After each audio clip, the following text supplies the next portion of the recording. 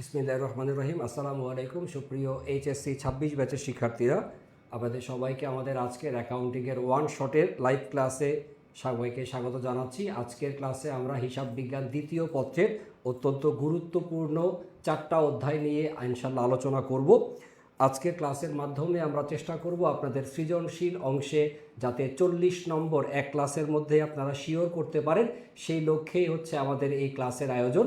So যারা যারা ক্লাসের শুরুতে জয়েন করছেন সবাই একটু ফ্রেন্ডদের সাথে ক্লাসটা শেয়ার করে দিবেন, যেহেতু একটু আগেই মাত্র মাগরিবের নামাজ শেষ হয়েছে। সবাই যাতে মিলে একসাথে আমরা ক্লাসটা করতে পারি, এজন্য সবাই দ্রুত একটু ক্লাসটা শেয়ার করে রাখবেন এবং একটু খাতা কলম তারপরে ক্যালকুলেটর এই বিষয়গুলো সবার হাতের কাছে রাখার চেষ্টা করেন। ওকে, আসেন শুরু করি। আমরা আমাদের আজকের ক্লাসের যে আলোচ্য বিষয়গুলো সেটা একটু শুরুতে দেখে নিতে চাই। আজকের ক্লাসে আমরা অ্যাকাউন্টিং সেকেন্ড পেপারের 2 নাম্বার অধ্যায় অর্থাৎ অংশীদারি ব্যবসায়ের হিসাব, এটা আমরা আলোচনা করব। তারপরে 4 নাম্বার যে অধ্যায়, এটা যৌথ মূলধনী কোম্পানির যে শেয়ার ইস্যু সম্পর্কিত যে বিষয়গুলো সেগুলো আমাদের ক্লাসে আলোচনা হবে। যৌথ মূলধনী কোম্পানির আর্থিক বিবরণী সম্পর্কিত যে বিষয়গুলো শেয়ার ইস্যু সেটা থাকবে আলোচনায়। তারপরে 6 নাম্বার অধ্যায় মানে আর্থিক বিবরণী বিশ্লেষণ অর্থাৎ অনুপাত বিশ্লেষণ আলোচনা হবে। আর থাকবে 8 নাম্বার অধ্যায়, যেটাকে আমরা লিফো ফিফোর অধ্যায় নামে চিনি, বাট বেসিক্যালি এটা মজুদ পণ্যের হিসাব রক্ষণ পদ্ধতি। সো এই 4টা টপিক নিয়ে ইনশাল্লাহ আমরা ক্লাসে আলোচনা করব। সো সবাইকে দ্রুত বলবো ক্লাসে জয়েন করতে এবং ফ্রেন্ডদের সাথে ক্লাসটা শেয়ার করে রাখেন। আর যদি এই ক্লাসের পিডিএফটা আপনারা পেতে চান, পিডিএফটা খুব বেশি ছোট না, 222 পৃষ্ঠার একটা পিডিএফ। 4টা অধ্যায় থেকে গুরুত্বপূর্ণ এমসিকিউ, গুরুত্বপূর্ণ সিকিউর সাজেশন এবং গুরুত্বপূর্ণ সৃজনশীল অংশের সমাধান সহকারে এই পিডিএফটা সাজানো আছে। সো যারা যারা ক্লাস করতে চাচ্ছি তারা সবাই অবশ্যই ক্লাসটা শেয়ার করবেন, কারণ শেয়ার না করলে পরে আপনি কিন্তু পিডিএফ পাবেন না। ওকে, আসেন। মোটামুটি আমাদের সাথে 34-35 জন জয়েন হয়ে গেছেন। আশা করি সংখ্যাটা আমরা 100 পার করতে পারবো। সবাই একটু শেয়ার করি, ক্লাসটা শেয়ার করি, প্রত্যেকের কলেজের গ্রুপগুলোতে পারলে শেয়ার করি, ফ্রেন্ডদেরকে মেনশন করার চেষ্টা করি। যারা অ্যাকাউন্টিং সেকেন্ড পেপার নিয়ে দ্বিধা দ্বন্দ্ব ভয় আক্ষেপে আসেন বা অ্যাকাউন্টিং সেকেন্ড পেপারে হয়তো বা ফেল করার চিন্তাভাবনায় অনেকে আছেন, সো আজকের একটা ক্লাসে আমি আপনাকে এতটুকু আশ্বস্ত করতে পারি, ইনশাল্লাহ অ্যাকাউন্টিং সেকেন্ড পেপারে আপনি 5 নম্বর পাবেন। কারণ অ্যাকাউন্টিং সেকেন্ড পেপারে আমরা জানি যে সৃজনশীল অংশে আলাদা করে পাস করতে হয়, এমসিকিউ অংশে আলাদা পাস করতে হয়। সো আজকে যে 4টা অধ্যায় আমরা পড়তেছি, এই 4টা অধ্যায় থেকে মিনিমাম আপনার 10 থেকে 12টা এমসিকিউ তো স্যার পরীক্ষাতে আসবেই। সো আমরা জানি যে এমসিকিউ অংশে পাশের জন্য ন্যূনতম 10 নাম্বার লাগে। সো আজকের ক্লাস করলে আপনি এমসিকিউতে পাস করবেন। আর সৃজনশীল অংশে আমাদের 23 নাম্বার পেতে হয় পাস করার জন্য। তো আজকে আমরা 4টা সৃজনশীল করব 4টা অধ্যায় থেকে। এই 4টা অধ্যায় থেকে আপনি 40 নাম্বারের সৃজনশীল পরীক্ষাতে এই বছর পাবেন।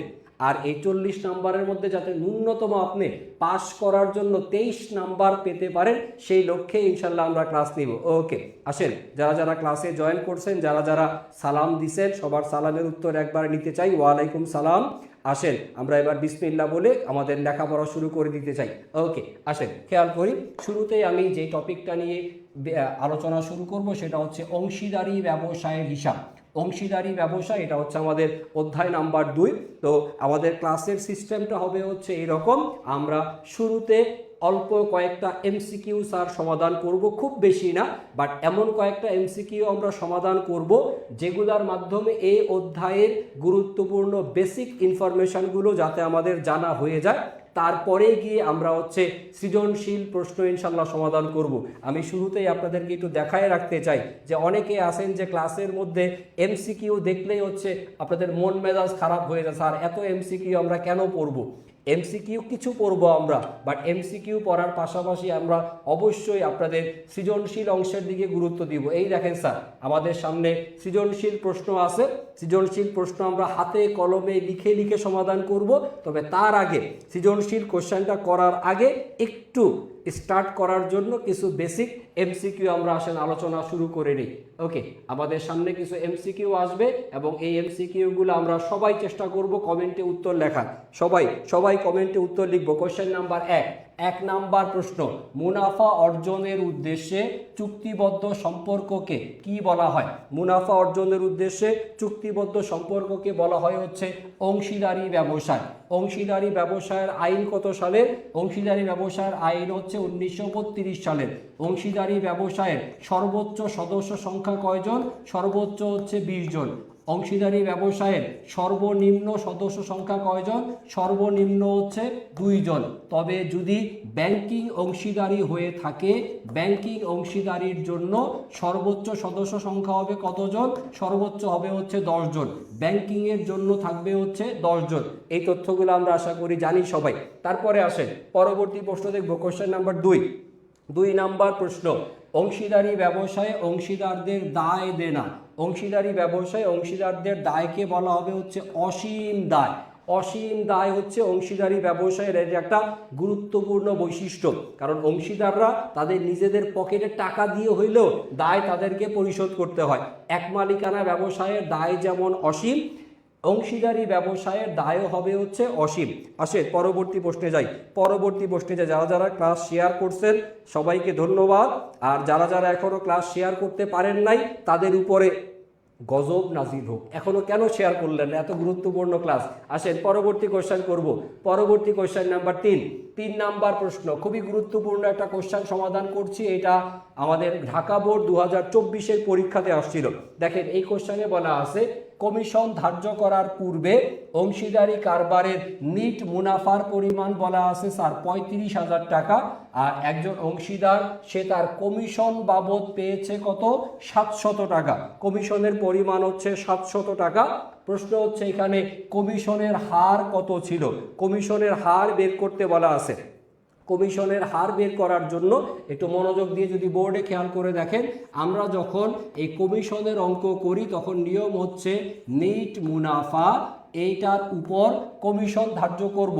কত পার্সেন্ট হার সেটা আমরা জানি না, কমিশনের হার আমরা জানি না। নিট মুনাফার সাথে কমিশনের হার গুণ দিলে আমরা হচ্ছে কমিশনের পরিমাণটা হচ্ছে পেয়ে যাব। তো এখান থেকে যদি আমরা কমিশনের হার নির্ণয় করতে চাই তাহলে আমাদের প্রয়োজনীয় সূত্র বা অঙ্কটা হবে যেরকম, খেয়াল করে দেখেন স্যার। কমিশনের হার বের করার জন্য আপনার কমিশনের পরিমাণ এইটা বসবে হচ্ছে উপরে, আর নিট মুনাফার পরিমাণটা চলে আসবে হচ্ছে নিচে। কমিশনের পরিমাণ উপরে বসাবো আর নিট মুনাফার পরিমাণ বসাবো নিচে। আর যেহেতু কমিশনের হার 100 দ্বারা গুণ দিয়ে আমরা অঙ্ক মেলায় ফেলবো। আমি বোর্ডে করতেছি, দেখে দেখে আপনারা একটু আমার সাথে সাথে করেন দেখি, খাতার মধ্যে একটু করে ফেলেন সবাই। আসেন, কমিশনের পরিমাণ কত টাকা ছিল? কমিশন কত? 700 টাকা। এই লিখলাম হচ্ছে 700। মুনাফার পরিমাণ কোথায়? 35,000 টাকা। মুনাফার পরিমাণ লিখলাম হচ্ছে 35,000 টাকা ইন্টু কমিশনের হার পার্সেন্টেজ বের করার জন্য 100 দ্বারা গুণ করব। আসেন দেখি ক্যালকুলেশন করি কত আসে মান। ক্যালকুলেশন করি, এখান থেকে 700 দুইটা শূন্য কেটে দিলাম, এখান থেকে দুইটা শূন্য কেটে দিলাম, এখানের একটা শূন্য, ওইখানের একটা শূন্য কেটে দিতে পারি। 7 দিয়ে 35 কাটলে হচ্ছে 5 7 35, আর 5 দিয়ে 10 কাটলে হচ্ছে 5 2 10। তার মানে কমিশনের হার কত পার্সেন্ট পাচ্ছি? 2%। 2% হচ্ছে কমিশনের হার। অংশীদাররা ব্যবসায় থেকে কমিশন পেয়ে থাকে, অংশীদার ব্যবসায় থেকে কমিশন পেয়ে থাকে। এরকমের কমিশন দুই ধরনের হতে পারে, একটা হচ্ছে কমিশন পূর্ববর্তী লাভের উপর কমিশন, আর একটা হচ্ছে কমিশন পরবর্তী লাভের উপর কমিশন। বাট এই জায়গাতে প্রশ্নটা ছিল খুবই সহজ, কমিশন ধার্য করার পূর্ববর্তী লাভের উপর কমিশনের পরিমাণ বের করতে বলা আছে। সো খুব সহজেই আমরা মান বসায় বের করে ফেলতে পারছি, উত্তর হবে হচ্ছে 2%। আশা করি অঙ্কটা সবার কাছে ক্লিয়ার, খাতার মধ্যে আশা করি তুলে নিতে পারছেন। আসেন পরবর্তী প্রশ্ন, স্যার আগের পিডিএফ পান নাই, নুসরাত জাহান সুমাইয়া। পেইড ব্যাচে আমি কি পিডিএফ পাবো না? স্যার এই আজকের ক্লাসের পিডিএফটা পাওয়ার জন্য জাস্ট একটা কাজ করা লাগবে, সেটা হচ্ছে ক্লাসটা আপনার প্রোফাইলে শেয়ার করেন, এবং হচ্ছে আপনারা এই যে একটা পেজের নাম আমি লিখে দিচ্ছি, commerce I education. Commerce I education এই পেজে আপনারা হচ্ছে ক্লাস শেষ হয়ে যাওয়ার পর পেজে আপনারা হচ্ছে মেসেজ করবেন, পেজে মেসেজ দিবেন এই লেকচার শিটার পিডিএফ পাওয়ার জন্য। পিডিএফ এর জন্য কমার্স আই এডুকেশন এই পেজে আপনি হচ্ছে মেসেজ করবেন, মেসেজ করলে আমাদের কাস্টমার সাপোর্ট থেকে আপনাকে ইনশাল্লাহ পিডিএফটা দিয়ে দিবে। আশা করি পিডিএফ ক্লাস শেষে আপনারা পেয়ে যাবেন। আসেন পরবর্তী আলোচনায় যেতে চাই। পরবর্তী আলোচনা কোশ্চেন নাম্বার 4 নাম্বার প্রশ্ন। 4 নাম্বার প্রশ্ন দেখেন বলে দেওয়া আছে, আশা আর হচ্ছে নিশা দুইজন ভদ্র মহিলা, অংশীদারি ব্যবসায়ের দুইজন অংশীদার, তাদের প্রারম্ভিক মূলধনের পরিমাণ দেওয়া আছে 1,50,000 টাকা আর 1 লক্ষ টাকা। তারা মূলধনের উপর 10% হারে সুদ ধার্য করে। বলা আছে এই যে আশা ভদ্র মহিলা ফাঁকিবাজ, সে কি কারবার পরিচালনায় অংশগ্রহণ করে না। তো যে কারবার পরিচালনায় অংশগ্রহণ করে না তাকে কোন ধরনের অংশীদার বলা হবে? প্রশ্ন হচ্ছে আশা কি ধরনের অংশীদার? আশা কি ধরনের অংশীদার?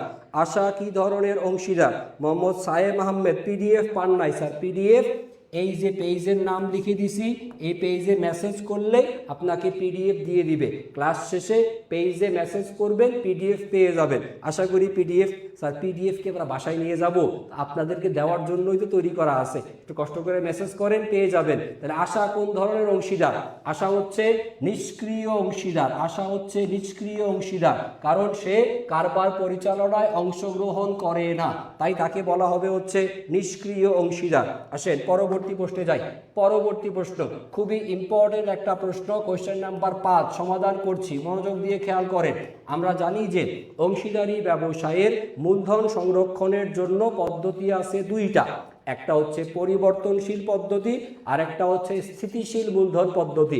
পরিবর্তনশীল পদ্ধতিতে অংশীদারদের মূলধন এবং অংশীদাররা ব্যবসায়ী থেকে যা যা পাবেন সব কিছুই আমরা কোথায় লিখব? মূলধন হিসাবে লিখব। কোন পদ্ধতি? পরিবর্তনশীল মূলধন পদ্ধতি। ঝামেলাটা লাগে হচ্ছে স্যার এই স্থিতিশীল মূলধন পদ্ধতিতে। তো এই স্থিতিশীল মূলধন পদ্ধতিতে প্রশ্ন হচ্ছে, স্থিতিশীল মূলধন পদ্ধতিতে অংশীদারদের কমিশন, অংশীদারদের কমিশন এই বিষয়টাকে আপনি কোথায় কোথায় দেখাবেন? অংশীদারদের কমিশন কোথায় দেখাবেন? দেখি সবাই কমেন্টে উত্তর লেখেন। অংশীদারদের কমিশন কোথায় কোথায় যাবে? অংশীদারদের কমিশন, অংশীদারদের কমিশন সবার প্রথম কথা যাবে হচ্ছে লাভ লোকসান আবন্টন হিসাবের কোন পাশে? ডেবিট পাশে।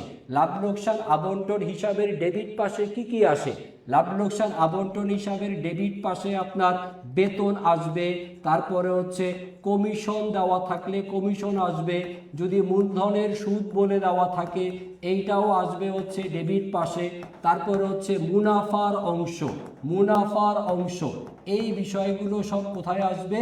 এই বিষয়গুলো সব আসবে হচ্ছে ডেবিট পাশে, লাভ লোকসান আবন্টন হিসাবের ডেবিট পাশে। আর যেহেতু পদ্ধতিটা স্থায়ী মূলধন পদ্ধতি, স্থায়ী মূলধন পদ্ধতিতে অংশীদাররা ব্যবসায় থেকে যা যা পাবেন এর একটা বিষয়ও স্যার এই মূলধন হিসাবে যাবে না, কারণ স্থায়ী মূলধন পদ্ধতিতে আমরা মূলধন হিসাবে এগুলাকে লিখব না। এই বিষয়গুলোকে, এই সবগুলো বিষয়কে আমরা আর কোথায় লিখব? এগুলাকে লিখব হচ্ছে আমরা চলতি হিসাবে। কোথায়? চলতি হিসাবের ক্রেডিট পাশে যাবে। তাহলে লিখতে হবে দুইটা জায়গাতে, একটা হচ্ছে লাভ লোকসান আবন্টন হিসাবের ডেবিট পাশ, আরেকটা হচ্ছে অংশীদারদের চলতি হিসাবের ক্রেডিট পাশ। তাহলে 5 নাম্বার কোশ্চেন এর অ্যান্সার হবে হচ্ছে অপশন নাম্বার 2। খুব মনোযোগ দিয়ে খেয়াল করেন, অলরেডি 2-1 জনের অ্যান্সার আমি দেখতেছি ভুল লিখে ফেলছেন। 5-এর অ্যান্সার এ নাম্বার অপশন হবে না, কারণ স্যার স্থায়ী মূলধন পদ্ধতি বলা হয়েছে। স্থায়ী মূলধন পদ্ধতিতে মূলধন হিসাবে শুধুমাত্র প্রারম্ভিক এবং অতিরিক্ত মূলধন আসে, আর অংশীদাররা ব্যবসায় থেকে যা যা পাবেন এগুলো সব কোথায় যাবে? অংশীদারদের চলতি হিসাবে। চলতি হিসাবে যাবে কোন পাশে? ক্রেডিট পাশে। একটু পরে যখন সৃজনশীল কোশ্চেন সমাধান হবে এই ভুল করা যাবে না স্যার। আসেন পরবর্তী প্রশ্নে যেতে চাই। পরবর্তী প্রশ্ন কোশ্চেন নাম্বার 6 নাম্বার প্রশ্নে আমাদেরকে বের করতে বলা হচ্ছে অংশীদারদের মুনাফা বন্টনের হার কত? মুনাফা বন্টনের হার বের করব। আচ্ছা, তো কিভাবে করব আমরা? প্রভাত আর হচ্ছে সকাল, তারা দুইজন অংশীদার, তাদের প্রারম্ভিক মূলধন একজনের টাকা হচ্ছে ৮০,০০০ টাকা, আরেকজনের হচ্ছে ৬০,০০০ টাকা। বলা আছে বন্টিত মুনাফা থেকে ২৭,০০০ টাকা হচ্ছে প্রভাত পাইছে আর ১৮,০০০ টাকা কে পাইছে? সকাল পাইছে। তাইলে টোটাল বন্টনযোগ্য মুনাফা কত ছিল সেটা একটু বের করে নেই। খেয়াল করেন বন্টনযোগ্য মুনাফা কত ছিল সেইটা আমরা আগে একটু বের করে নিতে চাই। বন্টনযোগ্য মুনাফা থেকে প্রভাত যে ভদ্রলোক সে পাইছে মোট কত টাকা? সে পাইছে হচ্ছে ২৭,০০০ টাকা। তারপরের জন যে সকাল সে পাইছে কত? সে পাইছে হচ্ছে কত? ১৮,০০০ টাকা। তাইলে টোটাল বন্টনযোগ্য মুনাফা কত ছিল? ২৭ এবং ১৮ এর যোগফল করলে কত হয়? যোগফল করলে হয় হচ্ছে ৪৫,০০০ টাকা। তাহলে মোট বন্টনযোগ্য মুনাফা ছিল ৪৫,০০০। ৪৫,০০০ টাকার মধ্যে প্রভাত পাইছে কত? ২৭ আর সকাল পাইছে হচ্ছে ১৮। আপনাকে হার বের করা লাগবে, খুব একটা সহজ অঙ্ক না এটা। এভাবে বের করতে পারি আমরা ৪৫,০০০ টাকা এর কত ভাগ করলে ২৭,০০০ টাকা হবে? ৪৫,০০০ টাকার কত ভাগের কত ভাগ করলে ১৮,০০০ টাকা হবে? এইটা আপনাকে কোশ্চেনের মধ্যে সমাধান করতে হবে, সমাধান করা লাগবে। আসেন মনোযোগ দিয়ে বোঝার চেষ্টা করি এই কোশ্চেনের অ্যান্সার কি হয়। অ্যান্সার কত হয় আসেন খুঁজে বের করি। উত্তর হবে হচ্ছে টোটাল টাকা এর ৫ ভাগের মধ্যে, টোটাল টাকা এর ৫ ভাগের মধ্যে ৫ ভাগের মধ্যে ৩ ভাগ অংশ পাবে হচ্ছে প্রভাত আর ৫ ভাগের মধ্যে ২ ভাগ পাবে হচ্ছে সকাল। খেয়াল করে দেখেন ৪৫,০০০কে যদি ৫ দিয়ে কাটি তাহলে ৪৫,০০০কে ৫ দিয়ে কাটলে কত হয়? ৯,০০০ টাকা। ৯,০০০কে ৩ দিয়ে গুণ, ৩ নং ২৭,০০০ টাকা। এখানেও যদি আপনি ৪৫,০০০কে ৫ দিয়ে কাটেন ৯,০০০, ৯ দুগুণে কত হলো? ১৮,০০০ টাকা। তাহলে মুনাফা বন্টনের অনুপাতটা হবে হচ্ছে ৩:২। ৩:২ এটা হবে হচ্ছে মুনাফা বন্টনের অনুপাত। মুনাফা বন্টনের অনুপাত উত্তর হবে হচ্ছে ৩:২। পরবর্তী প্রশ্নে যেতে চাই। পরবর্তী প্রশ্নে এখানে বন্টনযোগ্য লাভের পরিমাণ নির্ণয় করতে বলা হয়েছে। এখানে মুনাফা বন্টনের অনুপাতও দেওয়া আছে ৩:২:১। খেয়াল করেন প্রশ্নে বলা আছে ক, খ, গ তিনজন অংশীদার, তাদের ক এবং খ এর বাৎসরিক বেতনের পরিমাণ বলা আছে ২০,০০০ টাকা আর হচ্ছে ১০,০০০ টাকা। বেতন চার্জ করার পূর্বে নিট লাভের পরিমাণ বলা আছে ১,৪০,০০০ টাকা আর তারা ৩:২:১ এই অনুপাতে হচ্ছে লাভ ক্ষতি বন্টন করে নেয়। বন্টনযোগ্য লাভের পরিমাণ কত? বন্টনযোগ্য লাভের পরিমাণ বের করার জন্য নিট লাভের পরিমাণ ১,৪০,০০০ টাকা। এখান থেকে আমরা বিয়োগ করে দিব, বাদ দিয়ে দিব ক এবং খ এর বেতনের পরিমাণটা বাদ দিলেই হবে। দেখেন ক এর বেতন বলা আছে কত? ২০,০০০ টাকা আর ক্ষয়ের বেতন বলা আছে কত? ১০,০০০ টাকা। ২০,০০০ আর ১০,০০০ যোগ করলে কত হয় স্যার? ৩০,০০০ টাকা। তাহলে মোট বেতন বাবদ বাদ যাচ্ছে কত? ৩০,০০০। তাহলে ১,৪০,০০০ থেকে ৩০,০০০ টাকা বাদ দিলেই আমরা পেয়ে যাব আমাদের বন্টনযোগ্য মুনাফা এর পরিমাণ। তাহলে বন্টনযোগ্য মুনাফা উত্তরটা হবে হচ্ছে ১,৪০,০০০ থেকে ৩০ বাদ দিয়ে ১,১০,০০০ টাকা। বন্টনযোগ্য মুনাফা এর মান হবে ১,১০,০০০ টাকা। দেখেন স্যার বুঝছেন কিনা? ১,১০,০০০ টাকা উত্তর। ১,১০,০০০ টাকা হবে হচ্ছে উত্তর। স্যার নিচে ৭ আর উপরে ৫ কিভাবে হইল? আচ্ছা ওই জিনিস যেহেতু বুঝেন নাই, এই জিনিস বুঝেন নাই, খেয়াল করে দেখেন সমাধান বের করবেন হচ্ছে এইভাবে। এখানে ৪৫,০০০ টাকা, ৪৫,০০০ টাকা এর ২৭, একটা অংশ হচ্ছে ২৭,০০০ টাকা, আরেকটা অংশ হচ্ছে ১৮,০০০ টাকা। ওকে, এখান থেকে আমরা ক্যালকুলেশনটা মিলাইতে পারি এইভাবে, এ হচ্ছে ২৭ আর এ হচ্ছে ১৮। ওকে, ২৭ আর হচ্ছে ১৮, ৯ দিয়ে যদি এটাকে কাটেন ৩ নং কত হইল? ২৭ আর ৯ দুগুণে কত? ১৮। এই হচ্ছে ৩:২। এই জিনিস যদি না বুঝেন তাহলে স্যার কেমনে হবে? এই জিনিস তো বুঝতে পারা উচিত ছিল। আমি তো মনে করছি এটা সহজ অঙ্ক, আপনারা বুঝে ফেলবেন। আবার খেয়াল করে দেখেন টোটাল মুনাফা ছিল 27,000 টাকা একজন, আর একজন পাইছে হচ্ছে 18,000 টাকা। তাহলে 27 এবং 18 মিলায় মোট টাকা কত? 45,000 টাকা। 45,000 টাকাকে আপনি দুই ভাগ করছেন। ওকে, জাস্ট এইটাকে আপনি অনুপাতের মধ্যে ফেলে দেন। 27,000 অনুপাত হচ্ছে 18,000, এখান থেকে শূন্যগুলো কমায় দেন, তাহলে 27 অনুপাত হচ্ছে 18। এবার এটাকে আপনি 9 দ্বারা ভাগ করেন। 9 দিয়ে ভাগ করে নেই। 9 দিয়ে যখন ভাগ করবেন তখন আপনার অ্যান্সার আসবে। 9 দ্বারা ভাগ করলে 3 নং 27 আর হচ্ছে 9 দুগুণে 18, এই হচ্ছে 3 অনুপাত 2। তাহলে প্রথম জন যে প্রভাত সে পাবে হচ্ছে 5 ভাগের 3 ভাগ, আর পরের জন সকাল সে পাবে হচ্ছে 5 ভাগের 2 ভাগ। দেখেন স্যার বুঝছেন কিনা, বুঝছেন কিনা, ক্লিয়ার কিনা, ক্লিয়ার কিনা, বুঝছেন কিনা? ওকে ওকে ওকে ওকে ওকে, ক্লিয়ার, ওকে। আসেন পরবর্তী প্রশ্নে যাই। পরবর্তী প্রশ্ন, পরবর্তী প্রশ্ন কোথায় ছিলাম? এই যে 1,10,000 টাকা, 1,10,000 টাকা কিভাবে বের করলাম? টোটাল যে নিট লাভের পরিমাণ, এখান থেকে আমরা জাস্ট দুইজন অংশীদারের বেতন বাদ দিছি, বেতন বাদ দিয়ে পেয়ে গেছি বন্টনযোগ্য মুনাফা 1,10,000 টাকা। ওকে, আসেন পরবর্তী প্রশ্নে যেতে চাই। পরবর্তী প্রশ্ন, পরবর্তী প্রশ্ন কোয়েশ্চেন নাম্বার 8। দেখেন 8 নাম্বার প্রশ্নে বলা আছে একটা অংশীদারি কারবারের কমিশন চার্জ করার পূর্বে, কমিশন চার্জ করার পূর্বে নিট লাভের পরিমাণ 1,10,000 টাকা। প্রশ্নে বলা আছে কমিশন চার্জ পরবর্তী নিট মুনাফার হার 10%।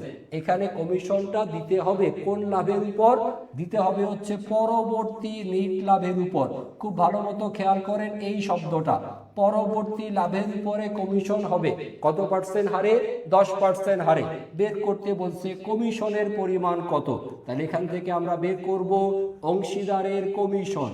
অংশীদারের কমিশন বের করার জন্য নিট লাভের পরিমাণ 1,10,000 টাকা লিখলাম, ইন্টু কমিশনের হার কত? 10%। কিন্তু সেটা কোন লাভের উপর? পরবর্তী লাভের উপর। পরবর্তী লাভের উপর বলা হলে লিখতে হবে 10/110, অর্থাৎ নিচে 100-র সাথে কমিশনের হারটা স্যার কি হবে? যোগ হয়ে যাবে। পরবর্তী বলা হলে 10/110, 100-র সাথে 10 যোগ হবে। তাহলে আমরা এই জায়গাতে মান বসাই, 10/110 করলেই মনে হয় উত্তরটা চলে আসবে।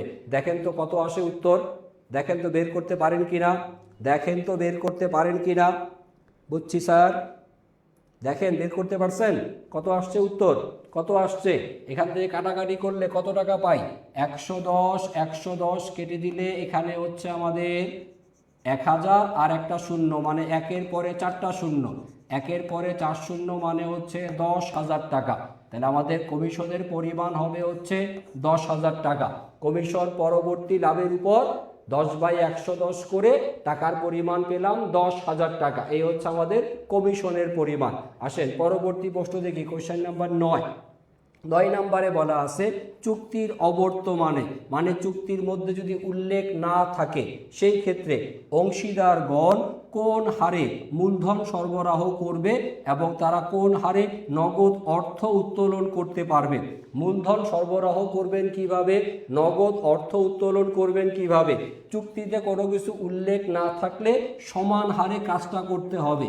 চুক্তিতে উল্লেখ না থাকলে করা লাগবে হচ্ছে সমান হারে।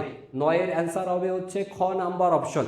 আসেন পরবর্তী প্রশ্নে যাই, কোশ্চেন নাম্বার 10। 10 নাম্বার প্রশ্ন, 10 নাম্বার প্রশ্ন আসেন উত্তর খুঁজে বের করার চেষ্টা করি। 10 নাম্বার প্রশ্ন, 10 নাম্বার প্রশ্ন বলছে কামাল আর হচ্ছে লোটাস কারবারে তারা 2:1 এইভাবে তারা মুনাফা বন্টন করে। তার মানে কামাল পাবে হচ্ছে 3 ভাগের 2 ভাগ আর লোটাস পাবে হচ্ছে 3 ভাগের 1 ভাগ। বছরের শেষে তাদের মূলধনের জের দেওয়া আছে, মানে হচ্ছে এটা সমাপনী মূলধন 1 লক্ষ টাকা আর 1,80,000, এই দুইটা হচ্ছে তাদের বছরের শেষের মূলধন, মানে সমাপনী মূলধন এর পরিমাণকে নির্দেশ করছে। তারপর বছরের শেষে কারবারের নিট লাভের পরিমাণ 24,000 টাকা বলা আছে। প্রশ্ন হচ্ছে এখানে কামাল এবং লোটাস এর প্রারম্ভিক মূলধন কত টাকা? প্রারম্ভিক মূলধন কত টাকা? একটু ঝামেলাপূর্ণ অঙ্ক, দেখি সবাই সমাধান করার চেষ্টা করে, সমাধান করার চেষ্টা করি। কোশ্চেন নাম্বার 10, প্রারম্ভিক মূলধন নির্ণয় করতে হবে। তার আগে আমি আপনাদেরকে একটু নিট লাভ থেকে এই যে 24,000 টাকা নিট লাভ কে কত টাকা পাচ্ছে এইটা আমি বের করে রাখি, বাকিটুকু আপনারা করবেন। 24,000 টাকা নিট লাভের মধ্যে প্রথম জন যিনি কামাল, তিনি পাবেন হচ্ছে 24,000 টাকা এর 3/1 অংশ। 24,000 টাকা এর 3/1 ভাগ, 24,000 টাকা এর 3/1 ভাগ করলে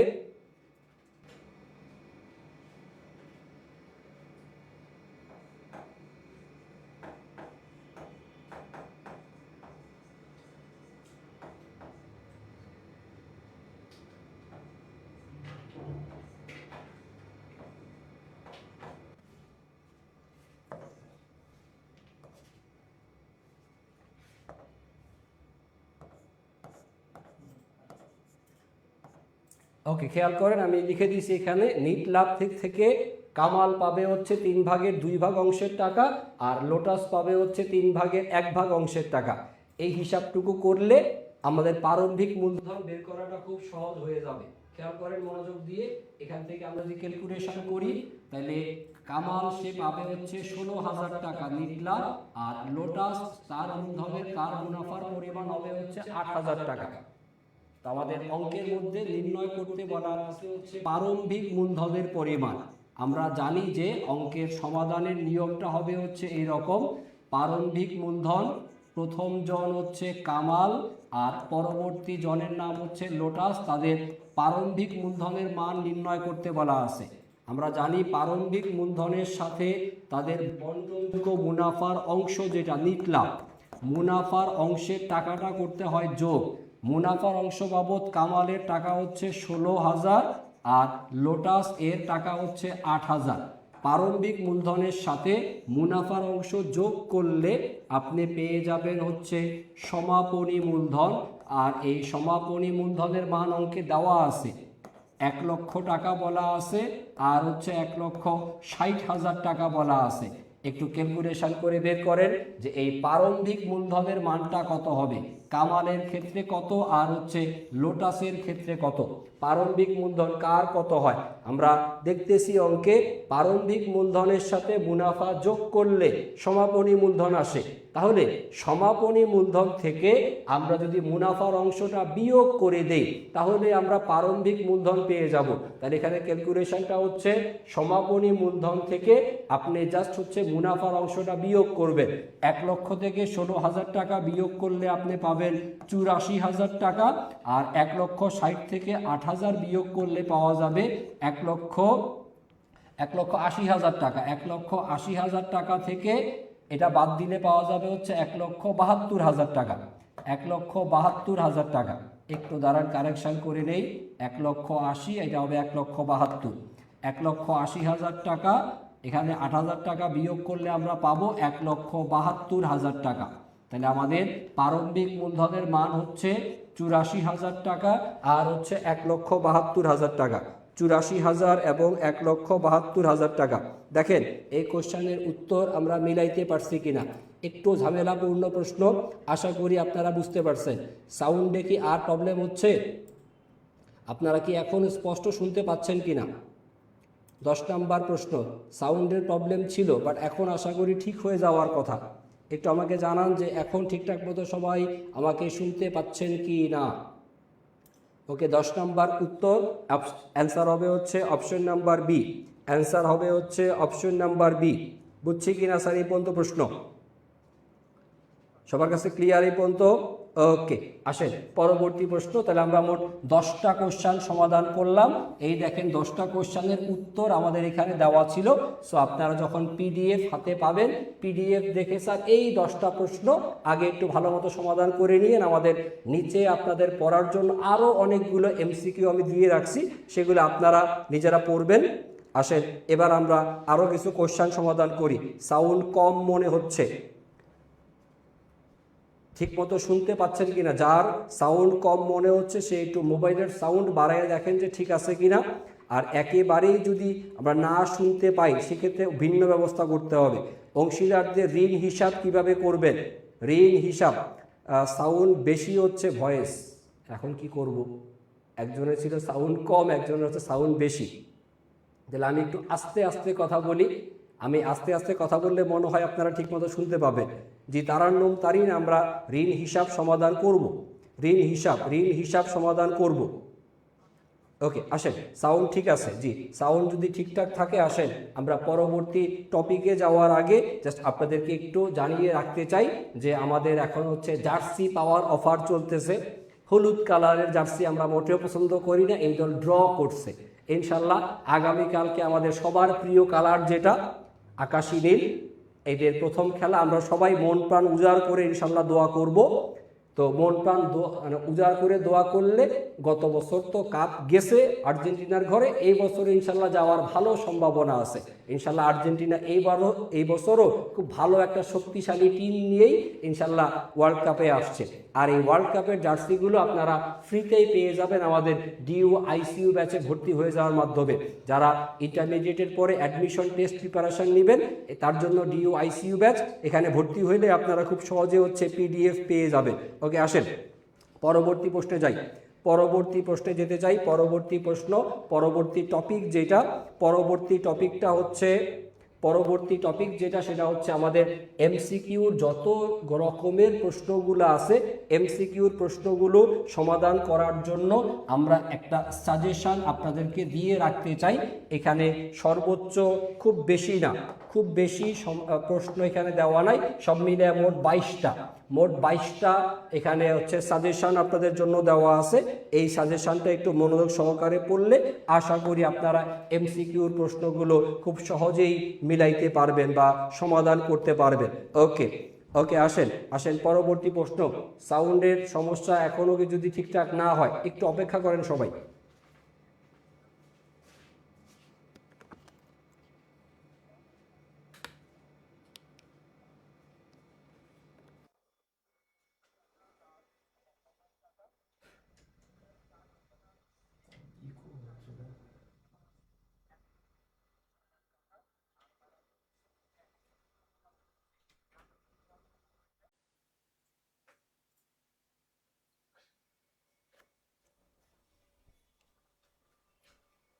সুপ্রিয় শিক্ষার্থীরা, আপনাদের সবাইকে আরও একবার ওয়েলকাম জানাইতে চাই।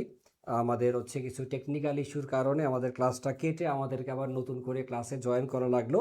তো আমরা ক্লাসে যেই বিষয়টা পড়ছিলাম অংশীদারি ব্যবসায়ের হিসাব, আজকে আমরা অংশীদারি ব্যবসায়ের হিসাব এই টপিক থেকে হচ্ছে গুরুত্বপূর্ণ সৃজনশীল প্রশ্ন আমরা সমাধান করব। তো আসেন শুরু করি। অংশীদারি ব্যবসায় থেকে আমাদের গুরুত্বপূর্ণ সৃজনশীল প্রশ্ন যা আমরা সমাধান করব। আমি অলরেডি ক্লাসের মধ্যে যতটুকু আলোচনা করেছিলাম পুরাটুকু কি আরেকবার মুছে দিব? পুরাটা মুছে দিয়ে মনে হয় যে নতুন করে একদম শুরু করলে বেশি বেটার হয়। আমাদের এই জায়গাতে আমরা বরিশাল বোর্ড এর প্রথম যে কোশ্চেনটা আমরা সমাধান করে চাচ্ছিলাম, এখানে হচ্ছে কিছু গুরুত্বপূর্ণ এন্ট্রি দেওয়া আছে যেই প্রশ্নগুলো আপনাদের বোর্ড পরীক্ষার জন্য বেশ ইম্পর্টেন্ট। অংশীদারি কারবারের থেকে এই ধরনের প্রশ্নই বোর্ড পরীক্ষাতে আসার খুব ভালো সম্ভাবনা অ্যাটলিস্ট এই বছরের জন্য আছে। সো আসেন আমরা সব কিছু মুছে দিয়ে আবার প্রথম থেকে শুরু করতে চাই। যারা যারা এতক্ষণ জয়েন করেছিলেন সবাই আরেকবার একটু ক্লাসে আশা করি জয়েন করবেন। ওকে, খেয়াল করি এখান থেকে আমরা শুরুতেই যেটা দেখব হচ্ছে অংশীদারি ব্যবসায়ের প্রথম যে সৃজনশীল কোশ্চেনটা আমরা সমাধান করব এখান থেকে। এটা হচ্ছে আমাদের বরিশাল বোর্ডের প্রশ্ন।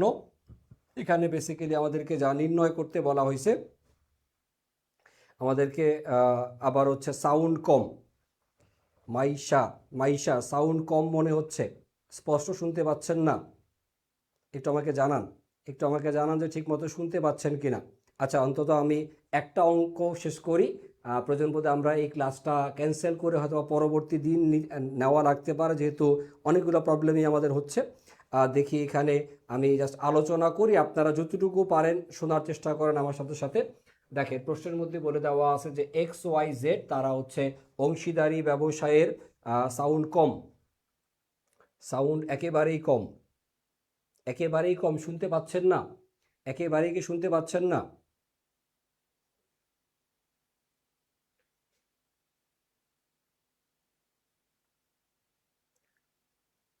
সবাই একটু অপেক্ষা করবেন, দেখি সাউন্ডটা ঠিকঠাক করা যায় কিনা। সাউন্ডে যেহেতু সমস্যা হচ্ছে, আমরা দেখি সাউন্ডটা ঠিকঠাক করার চেষ্টা করি। সাউন্ডে একটু প্রবলেম হচ্ছে।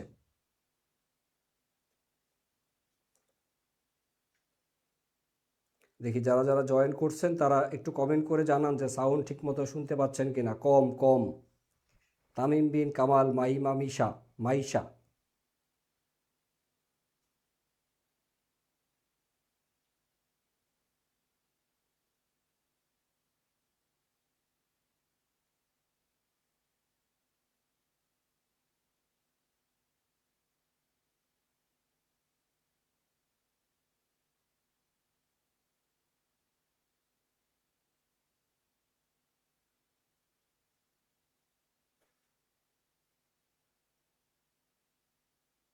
একজন বলছেন যে সব পারফেক্ট স্যার, আপনি ক্লাস নেন।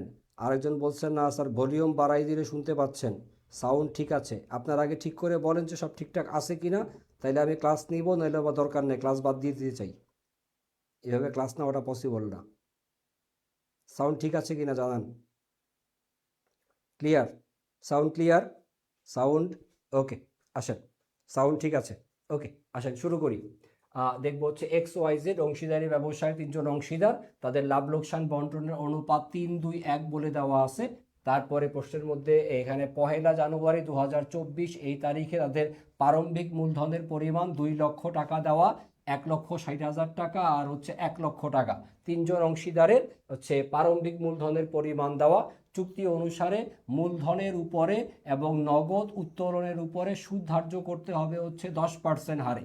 আর এখানে বলে দেওয়া আছে তিনজন অংশীদারের নগদ উত্তোলনের পরিমাণ যথাক্রমে 24,000 টাকা, 20,000 টাকা আর হচ্ছে 15,000 টাকা। এই হচ্ছে তাদের উত্তোলনের পরিমাণ। এক্স এবং ওয়াই এই দুজন অংশীদার তারা নগদ উত্তোলন ছাড়াও কিছু টাকার পণ্য উত্তোলন করছে। পণ্য উত্তোলনের পরিমাণ এক্স এর জন্য 10,000 এবং ওয়াই এর জন্য হচ্ছে 5,000 টাকা। আর এইখানের এই প্রশ্নের গুরুত্বপূর্ণ লাইন হচ্ছে এইটা, 2024 সালের 31শে ডিসেম্বর অর্থাৎ বছরের শেষ তারিখ পর্যন্ত 8,000 টাকার বকেয়া ভাড়া হিসাবভুক্ত হয়নি।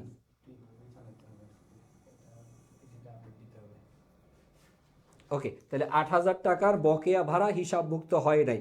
8,000 টাকার বকেয়া ভাড়া আমাদেরকে হিসাবভুক্ত করতে হবে। আচ্ছা, তারপরে প্রশ্নে বলা আছে এই সবগুলো বিষয় সমন্বয় করার আগে নিট লাভের পরিমাণ এইটা দেওয়া আছে কত, 1,80,000 টাকা হচ্ছে নিট লাভের পরিমাণ দেওয়া আছে।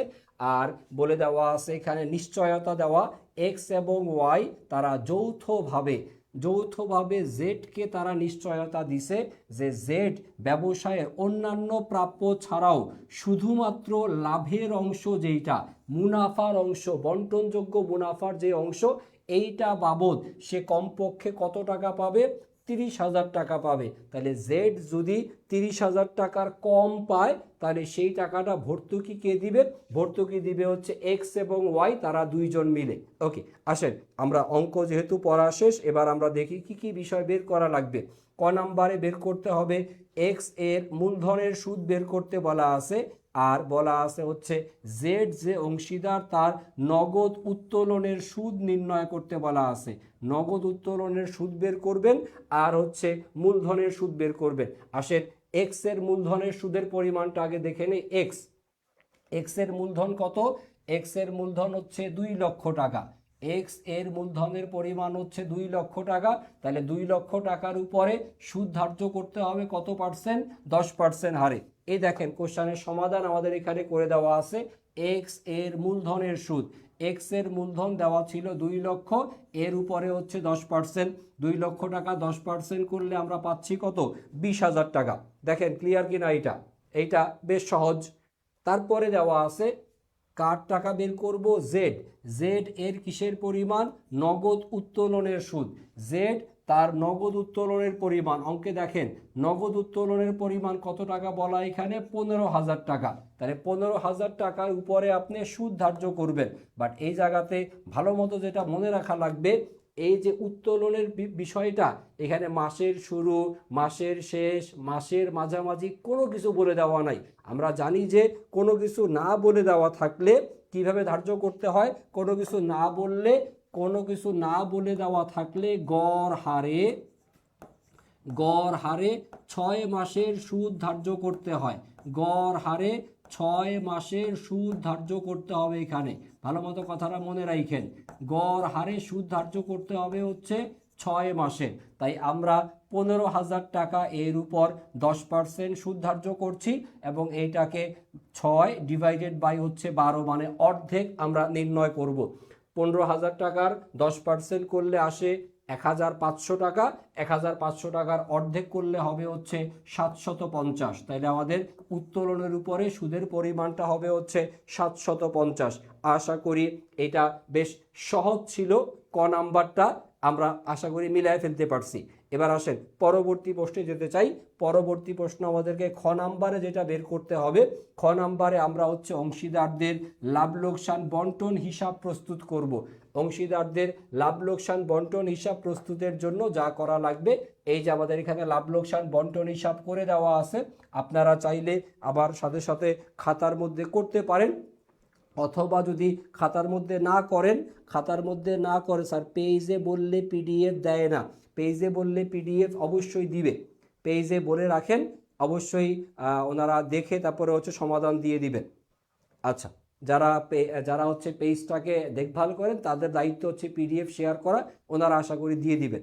ওকে, আসেন খেয়াল করি আমাদের লাভ লোকসান আবন্টন হিসাবটা যখন আমরা করব, লাভ লোকসান আবন্টন হিসাবের মধ্যে ছক কিভাবে করতে হয় এটা আশা করি সবার জানা। আমি জাস্ট হচ্ছে এখান থেকে ইম্পর্টেন্ট বিষয়গুলো দেখাই দিচ্ছি যে ভুল আমাদের যেখানে যেখানে হতে পারে, এই ভুলগুলোতে পরীক্ষার হলে গিয়ে আমাদের না হয়। তো আমরা প্রথমে লাভ লোকসান আবন্টন হিসাবের ক্রেডিট পাশে, লাভ লোকসান আবন্টন হিসাবের ক্রেডিট পাশে দেখাবো হচ্ছে নিট লাভের টাকা। এই নিট লাভের টাকা আসবে কোন জায়গা থেকে? লাভ লোকসান হিসাব থেকে। এই হেডলাইনটা অনেকে আমরা লিখতে ভুলে যাই, এই হেডলাইন লিখে তারপরে হচ্ছে আপনাকে অঙ্ক সমাধান করা লাগবে। খেয়াল করে দেখেন এখানে নিট লাভের পরিমাণ 1,80,000 টাকা। এই টাকাটা আমি কোথায় পেলাম? 1,80,000 টাকা পেলাম কোথায়? 1,80,000 টাকা পেলাম হচ্ছে এই যে আমাদের নিট লাভের পরিমাণ নিরূপিত হয়েছে কত? 1,80,000। এই নিট লাভ 1,80,000 টাকা ধরে আমরা হচ্ছে অঙ্ক স্টার্ট করছি। আচ্ছা, তারপরে অঙ্কের মধ্যে আমরা হচ্ছে এবার ডেবিট পাশে আসি। ডেবিট পাশে এসে আমরা লিখব অংশীদারদের মূলধন হিসাবে স্থানান্তরিত হবে কি? ও মূলধনের উপরে সুদ।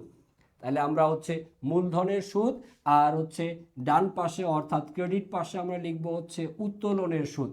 তাহলে এই মূলধনের সুদ এবং উত্তোলনের সুদ দুটার আগে হেডলাইন লিখতে হবে কি? অংশীদারদের মূলধন হিসাব। এই হেডলাইনটা লিখে আপনাদেরকে মূলধনের সুদ, উত্তোলনের সুদ এই দুটা বসাইতে হবে। দেখেন মূলধন এবং উত্তোলনের সুদ কিভাবে আমরা বের করব। আগে আমরা একটু মূলধনের সুদের টাকাটা দেখি। মূলধনের পরিমাণটা কত কত স্যার?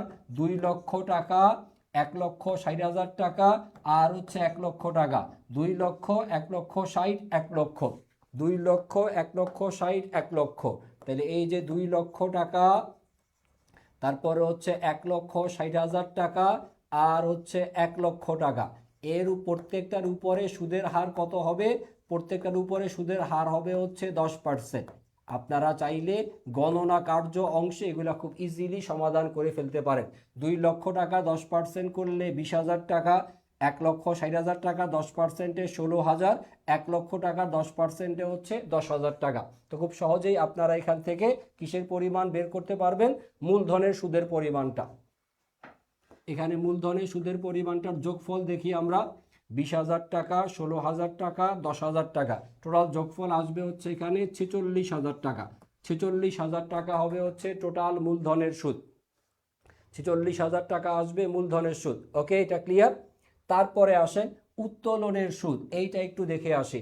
উত্তোলনের উপরে সুদের হার হবে হচ্ছে 10%, এটা নিয়ে কোনো ঝামেলা নাই। এবং উত্তোলন সবসময় হবে কিসের উপরে? নগদ উত্তোলনের উপরে। পণ্য উত্তোলনের উপরে কিন্তু স্যার কোনো সুদ হবে না। তাহলে আমরা উত্তোলনের টাকাগুলো যদি দেখে আসি, উত্তোলনের টাকাগুলো খেয়াল করেন। নগদ উত্তোলন 24,000 টাকা, 20,000 টাকা, 15,000, 24, 20 আর হচ্ছে 15। 24,000 টাকা, 20,000 টাকা, 15,000 টাকা, 24,000, তারপরে হচ্ছে 20,000 আর হচ্ছে 15,000। এই সবগুলার উপরে সুদের হারটা হবে হচ্ছে 10% করে। এবং এখানে প্রত্যেকটাতেই আপনার এখানে 6 মাসের সুদ ধার্য করতে হবে, কারণ প্রশ্নে কোনো হারের কথা উল্লেখ করে দেওয়া নাই, কখন উত্তোলন এমন কিছু বলে দেওয়া নাই। প্রশ্নে কোনো কিছু না বলে দেওয়া থাকলে আপনাকে এখানে 6 মাসের সুদ ধার্য করতে হয়। দেখেন এই ক্যালকুলেশনগুলো কিভাবে হবে আমি স্পষ্ট লিখে দিচ্ছি, এই লেখাগুলো একটু মনোযোগ দিয়ে বুঝতে হবে, বা যদি আপনি পারেন আমার সাথে সাথে আপনিও খাতার মধ্যে অঙ্কটা তুলে নেন, আমার সাথে সাথে খাতার মধ্যে তুলে রাখেন, তাহলে আপনার জন্য সুবিধা হবে।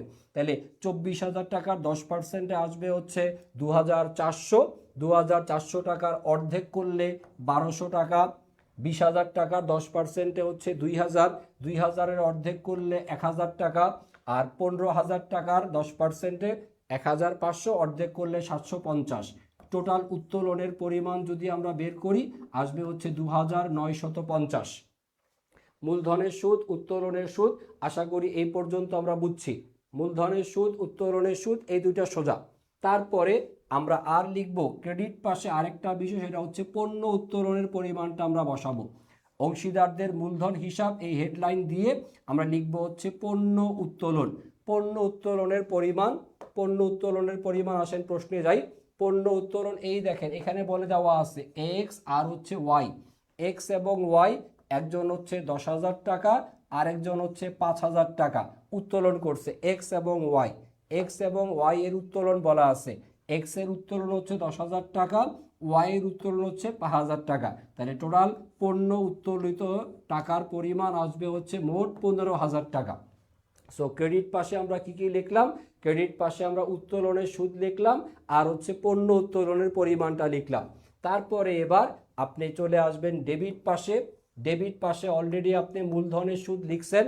তারপরে ডেবিট পাশে একটা খুবই গুরুত্বপূর্ণ বিষয়, সেটা হচ্ছে এই যে আমাদের ভাড়ার টাকা বকেয়া ছিল, ভাড়ার টাকা বকেয়া ছিল, বকেয়া ভাড়া, বকেয়া ভাড়ার পরিমাণটা লিখতে হবে কোথায়, লাভ লোকসান আবন্টন হিসাবের ডেবিট পাশে।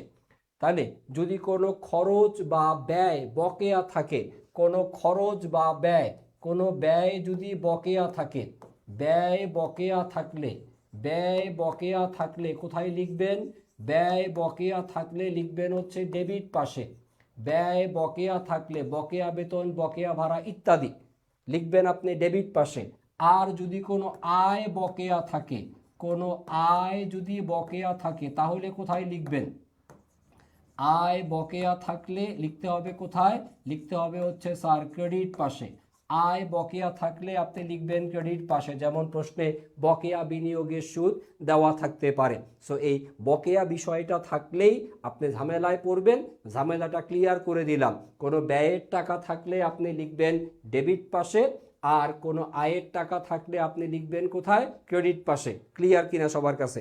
ওকে, তাহলে এই পর্যন্ত আমরা যা যা করলাম এর মাধ্যমে আমরা কি কি পর্যন্ত সমাধান করলাম, নিট লাভ, উত্তোলনের সুদ, পণ্য উত্তোলন লিখলাম, আর হচ্ছে মূলধনের সুদ লিখলাম, বকেয়া ভাড়া লিখলাম। এবার আমাকে বের করতে হবে হচ্ছে মুনাফার অংশ। এই জায়গাটাই হচ্ছে খুবই ঝামেলাপূর্ণ, একটু মনোযোগ দিয়ে বুঝতে হবে মুনাফার অংশের ক্যালকুলেশনটা। মুনাফার অংশের ক্যালকুলেশনটা মনোযোগ দিয়ে দেখেন। এই ক্রেডিট পাশের যোগফল করলে কত হয়, 1,97,950। তাহলে আমাদের প্রথম কাজ হচ্ছে 1,97,950 থেকে 46,000 টাকা এবং 8,000 টাকা এটা বিয়োগ করা, করলে কত আসে এই অ্যামাউন্টটা, 1,43,950।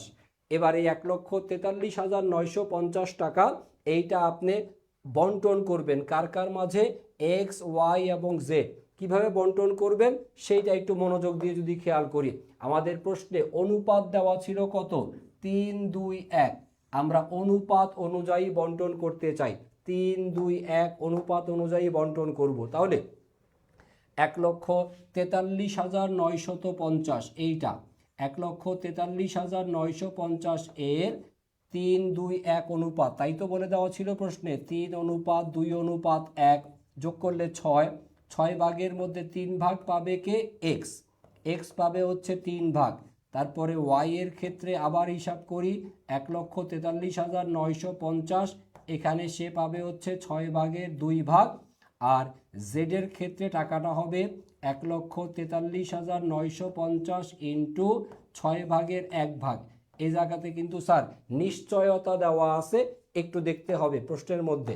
দেখেন প্রশ্নে বলে দেওয়া ছিল এক্স এবং ওয়াই, তারা দুইজন যৌথভাবে এক্স এবং ওয়াই যৌথভাবে তারা জেডকে নিশ্চয়তা দিছে যে জেড ব্যবসায়ের অন্যান্য প্রাপ্য ছাড়াও তার লাভের অংশ বাবদ সে কত টাকা পাবে, লাভের অংশ বাবদ কত টাকা পাবে, সে পাবে হচ্ছে 30,000 টাকা, সে পাবে হচ্ছে 30,000 টাকা।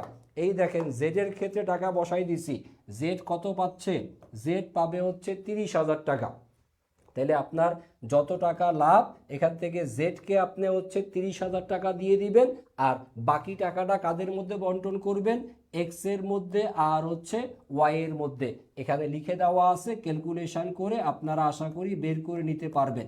এই দেখেন পুরো অঙ্কটার সমাধান কে কত টাকা পাবে এখানে সুন্দর মতো উল্লেখ করে দেওয়া আছে, একটু ক্যালকুলেটর দিয়ে করলেই আশা করি আপনারা মিলায় ফেলতে পারবেন।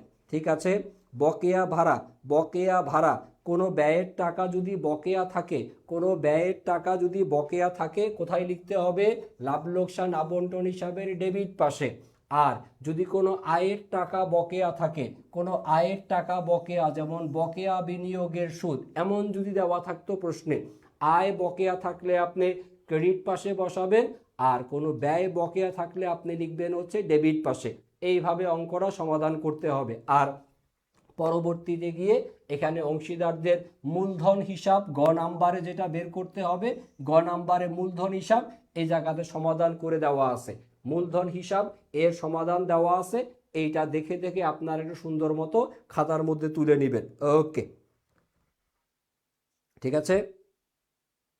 তাহলে আমাদের 1 নাম্বার অঙ্কটা কিভাবে করতে হবে এখানে স্লাইডের মধ্যে দেওয়া আছে, পিডিএফ দেখে দেখে আপনারা আশা করি করে নিতে পারবেন। ওকে, তারপরে আসেন 2 নাম্বার অঙ্ক, যেটা হচ্ছে দিনাজপুর বোর্ড 2025 সালের এরকমের মোট 5টা সৃজনশীল প্রশ্ন আপনাদের এখানে সম্ভবত করে দেওয়া আছে। সবগুলা প্রশ্নই আপনাদের জন্য বেশ গুরুত্বপূর্ণ। 3 নাম্বার সৃজনশীল ঢাকা বোর্ড 2025-এর সহজ, বাট এই রকমের অঙ্ক পরীক্ষা আসার সম্ভাবনা বেশি। এই দেখেন এখানে বের করতে বলতে হচ্ছে কি, করিমের ঋণ হিসাব। গত বছর অনেকগুলা বোর্ড পরীক্ষাতে ঋণ হিসাব পরীক্ষাতে আসছিল। ঋণ হিসাব কিভাবে করতে হয় দেখি, এখানে ঋণের ক্ষেত্রে কি ধরনের প্রশ্ন দেওয়া, এই যে 2024 সালের 1 অক্টোবর তারিখে করিম ব্যবসায়ে 20,000 টাকা ঋণ হিসাবে নিয়ে আসে। এই লাইনটা লাগবে হচ্ছে আপনার ঋণ হিসাব প্রস্তুত করার ক্ষেত্রে। সো ঋণ হিসাবটা কিভাবে হবে আমি দেখাই দিচ্ছি আপনাদেরকে, খেয়াল করে দেখেন। এই যে করিমের ঋণ হিসাব, এই যে করিমের ঋণ হিসাব করবেন কিভাবে, শুরুতে 2024 সালের 1 অক্টোবর এই তারিখে সে ঋণ নিয়ে আসছে। সো নগদান হিসাব ক্রেডিট, পাশে টাকা বসাবেন হচ্ছে 20,000 টাকা। তারপরে গিয়ে আপনি বছরের শেষ তারিখে ডিসেম্বরের 31 তারিখে লাভ লোকসান বন্টন হিসাব হেডলাইন দিয়ে লিখবেন হচ্ছে ঋণের সুদ। ঋণের সুদের পরিমাণটা বের করব এইভাবে, টাকা হচ্ছে 20,000, এর উপরে সুদ ধার্য হবে কত, 6% সুদ হবে, এবং হিসাবটা হচ্ছে সে আনছে কবে, অক্টোবর মাসে। তাহলে অক্টোবর, নভেম্বর, ডিসেম্বর 3 মাসের সুদ হবে। 3 মাসের সুদ 3 ডিভাইডেড বাই হচ্ছে 12, ক্যালকুলেশন করলে আপনার ঋণের সুদ চলে আসবে। এখানে 20,000 টাকার 6% করলে হচ্ছে 1200, 12 দ্বারা ভাগ করে আপনি 3 দ্বারা গুণ দিয়ে 300 টাকা পেয়ে যাবেন। তাহলে 20,300 টাকা এই পাশে, আর এই পাশে আপনি লিখবেন হচ্ছে 2024 সালের ডিসেম্বর 31 তারিখের হচ্ছে ব্যালেন্স সিডি 20,300, আর 2025 সালের জানুয়ারি মাসের 1 তারিখে ব্যালেন্স বিডি, টাকার পরিমাণ লিখবেন হচ্ছে 20,300। কে যেন বলছিলেন যে স্যার ঋণ হিসাব কিভাবে করব দেখাই দেন। এই যে ঋণ হিসাব এইভাবে সমাধান করবেন, ঋণটা যেই তারিখে আনছে সেই তারিখে ঋণের মান বসাবেন, আর বাকিটা হচ্ছে ঋণের সুদ বসায় ব্যালেন্স সিডি ব্যালেন্স বিডি, এভাবে আপনি হচ্ছে সমাধান করে ফেলতে পারবেন।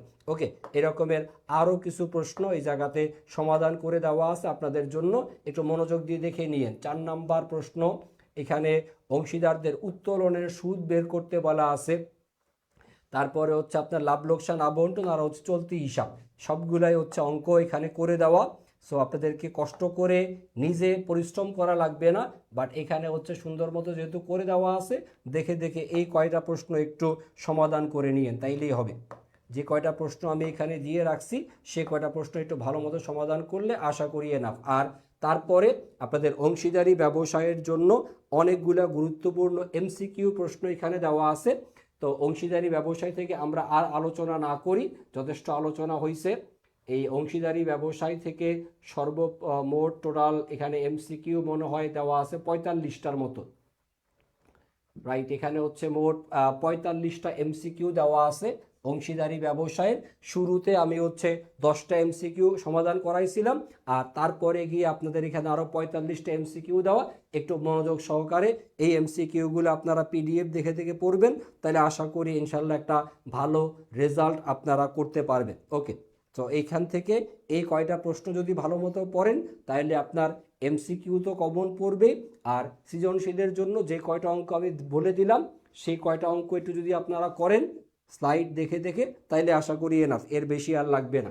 আসেন আমরা আজকের পরবর্তী চ্যাপ্টারে যেতে চাই। আজকের পরবর্তী চ্যাপ্টার হচ্ছে 4র্থ অধ্যায়, 4 নাম্বার অধ্যায়, যেটা হচ্ছে যৌথ মূলধনী কোম্পানির মূলধন বা হচ্ছে শেয়ার ইস্যু। আসেন শেয়ার ইস্যু টপিকটা থেকে আপনাদেরকে শুরুতেই কিছু সাজেশন আমি দেখায় রাখতে চাই, যেগুলো আপনাদের এমসিকিউ অংশের জন্য বেশ গুরুত্বপূর্ণ।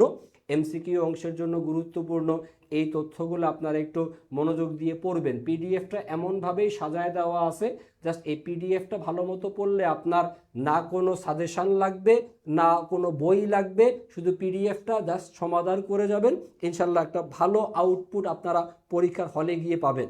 আসেন দেখি আমরা এবার কিছু এমসিকিউ কোশ্চেন সমাধান করি শেয়ার ইস্যু টপিকের, তারপরে গিয়ে আমরা হচ্ছে শেয়ার ইস্যুর অঙ্ক দেখার চেষ্টা করব। ওকে, যারা যারা ক্লাস করতেছেন একটু কমেন্টে উত্তর দেওয়ার চেষ্টা করেন আমার সাথে সাথে। কোশ্চেন নাম্বার 1, কিছু গুরুত্বপূর্ণ এমসিকিউ সমাধান করি, তারপরে আমরা হচ্ছে আবার স্যার এমসিকিউর পাশে উত্তরগুলো লিখে দিলে ভালো হয়, নিচে উত্তর দেখে সমাধান করতে কষ্ট হয়। স্যার এমসিকিউর ক্ষেত্রে প্রথমে আপনার কাজ হচ্ছে, আপনি এমসিকিউগুলো যখন পড়বেন আপনার খাতার মধ্যে আপনি উত্তরগুলো লিখবেন।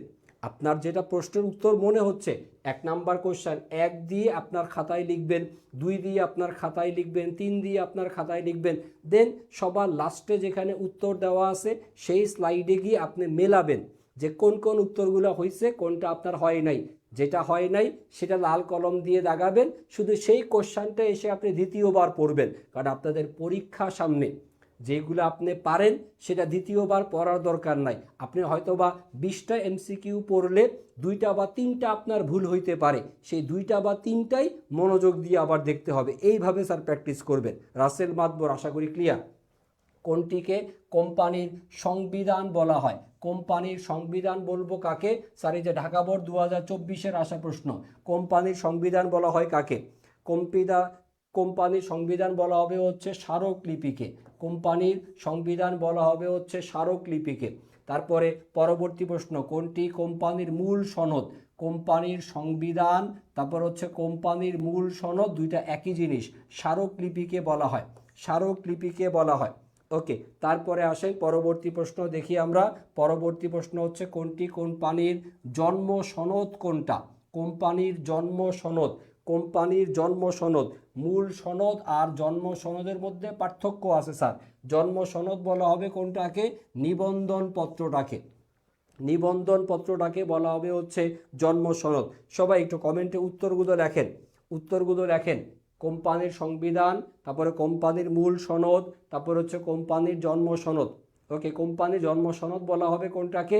নিবন্ধন পত্র। আর মূল সনদ বললে কোনটা হবে? স্মারকলিপি, বা সংবিধান বললে হবে কোনটা? স্মারকলিপি। আর এই প্রশ্নগুলো সহজ, এগুলো আমি না করি একটু জটিল টাইপের অঙ্কে যেতে চাই, যেটা বেশ গুরুত্বপূর্ণ প্রশ্ন।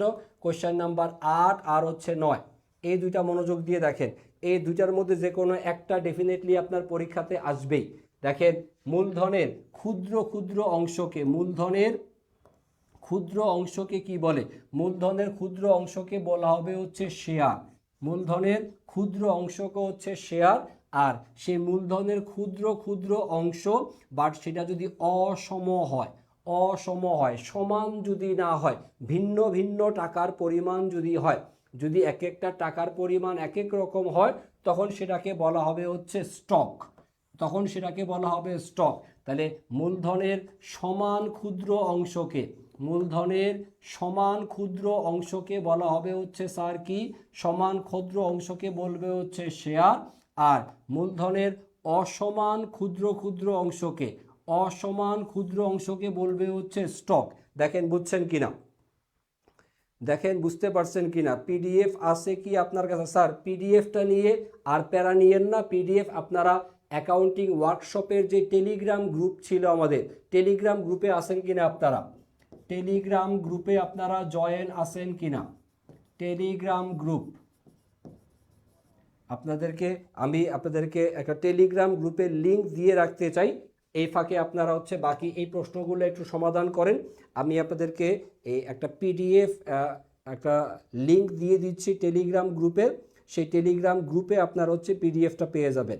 অ্যাকাউন্টিং 26 যে ওয়ার্কশপ ছিল আমাদের, অ্যাকাউন্টিং 26 ওয়ার্কশপের যেই আমি লিঙ্কটা আপনাদের সাথে শেয়ার করে রাখি, সেখান থেকে আপনারা হচ্ছে পিডিএফটা পেয়ে যাবেন।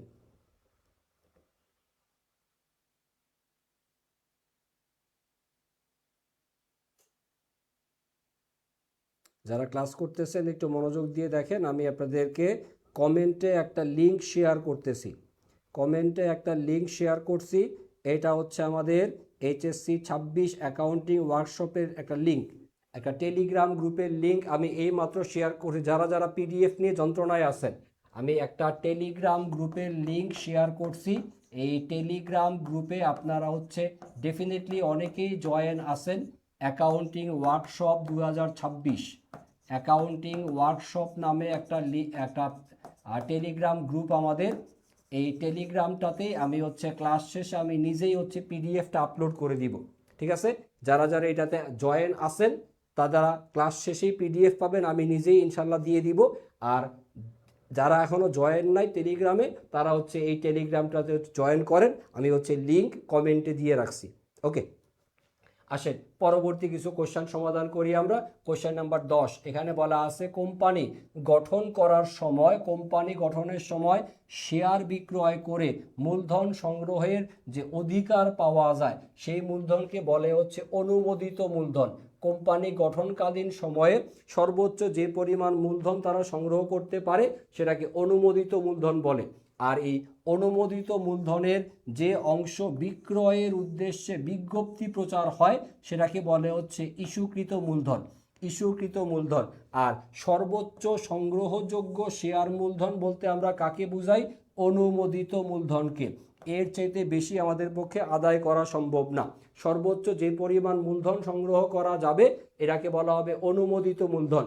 অনুমোদিত মূলধনের পরিমাণটা কত হবে এটা উল্লেখ থাকবে হচ্ছে কোম্পানির স্মারকলিপিতে।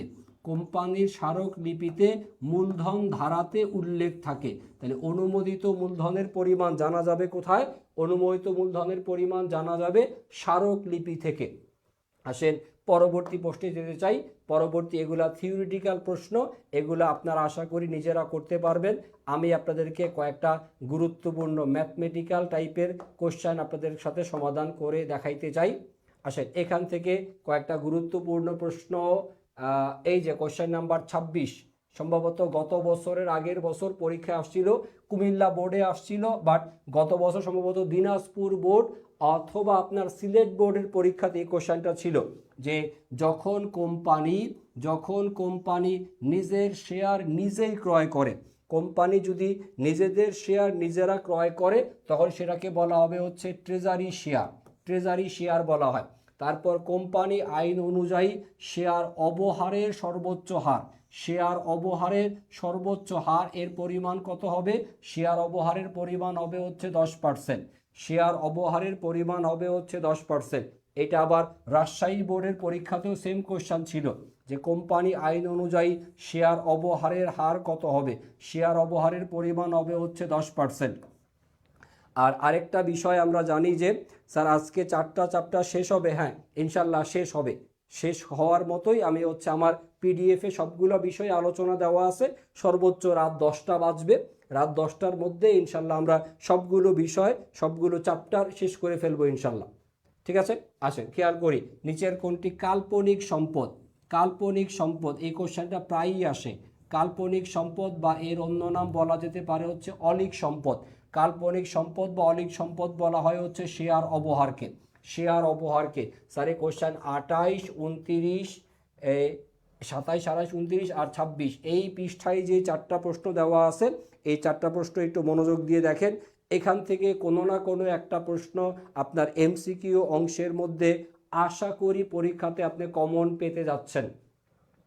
সো এই পিডিএফে এই স্লাইডে যে কয়টা প্রশ্ন দেওয়া আছে চারটা, এই চারটা প্রশ্ন ভালো মতো দেখেন, আশা করি উপকারে লাগবে আপনার। আসেন তারপরে যাই, তারপরে এই থেকে সব এমসিকিউ টাইপের প্রশ্ন। আসেন এইটা সমাধান করি। কোশ্চেন নাম্বার 32 এবং 33, যেটা ঢাকা বোর্ড 2024-এর পরীক্ষায় আসা। মনোযোগ দিয়ে দেখেন এই প্রশ্নটা আমরা একটু সমাধান করি। এখানে বলা আছে আত্রাই লিমিটেড প্রতিটি 10 টাকা মূল্যের তারা হচ্ছে 50,000 শেয়ারে নিবন্ধিত হয়েছে। কোম্পানি 10,000 শেয়ার ইস্যু করে। তাহলে কোম্পানির ইস্যুকৃত শেয়ার হচ্ছে 10,000 শেয়ার ইস্যু করে তারা 1,20,000 টাকা মূল্যের একটা মেশিন ক্রয় করছে। 10,000 শেয়ার ইস্যু করে আপনি মেশিন ক্রয় করছেন কত? 1,20,000 টাকা দিয়ে। স্যার নামাজের বিরতি দিব ইনশাল্লাহ। আমরা হচ্ছে 8টা 38 বাজে, তো আমরা হচ্ছে 8টা 45 পর্যন্ত পড়ব। 8টা 45 পর্যন্ত পড়ে তারপরে গিয়ে আমরা হচ্ছে 15 মিনিটের একটা বিরতি দিব। 8টা 45 পর্যন্ত আমার সাথে ক্লাসে থাকেন, তারপরে গিয়ে আপনারা হচ্ছে বিরতি পাবেন। তামিম বিন কামাল, ক্লিয়ার স্যার? আর 7-8 মিনিট একটু খেয়াল করেন। তাহলে আপনার মেশিন কিনছেন কত টাকা দিয়ে? 1,20,000 টাকা দিয়ে। আর এখানে বলা আছে নগদ 3,90,000 টাকা মূল্যের বিনিময়ে 30,000 শেয়ার আপনি হচ্ছে ইস্যু করছেন।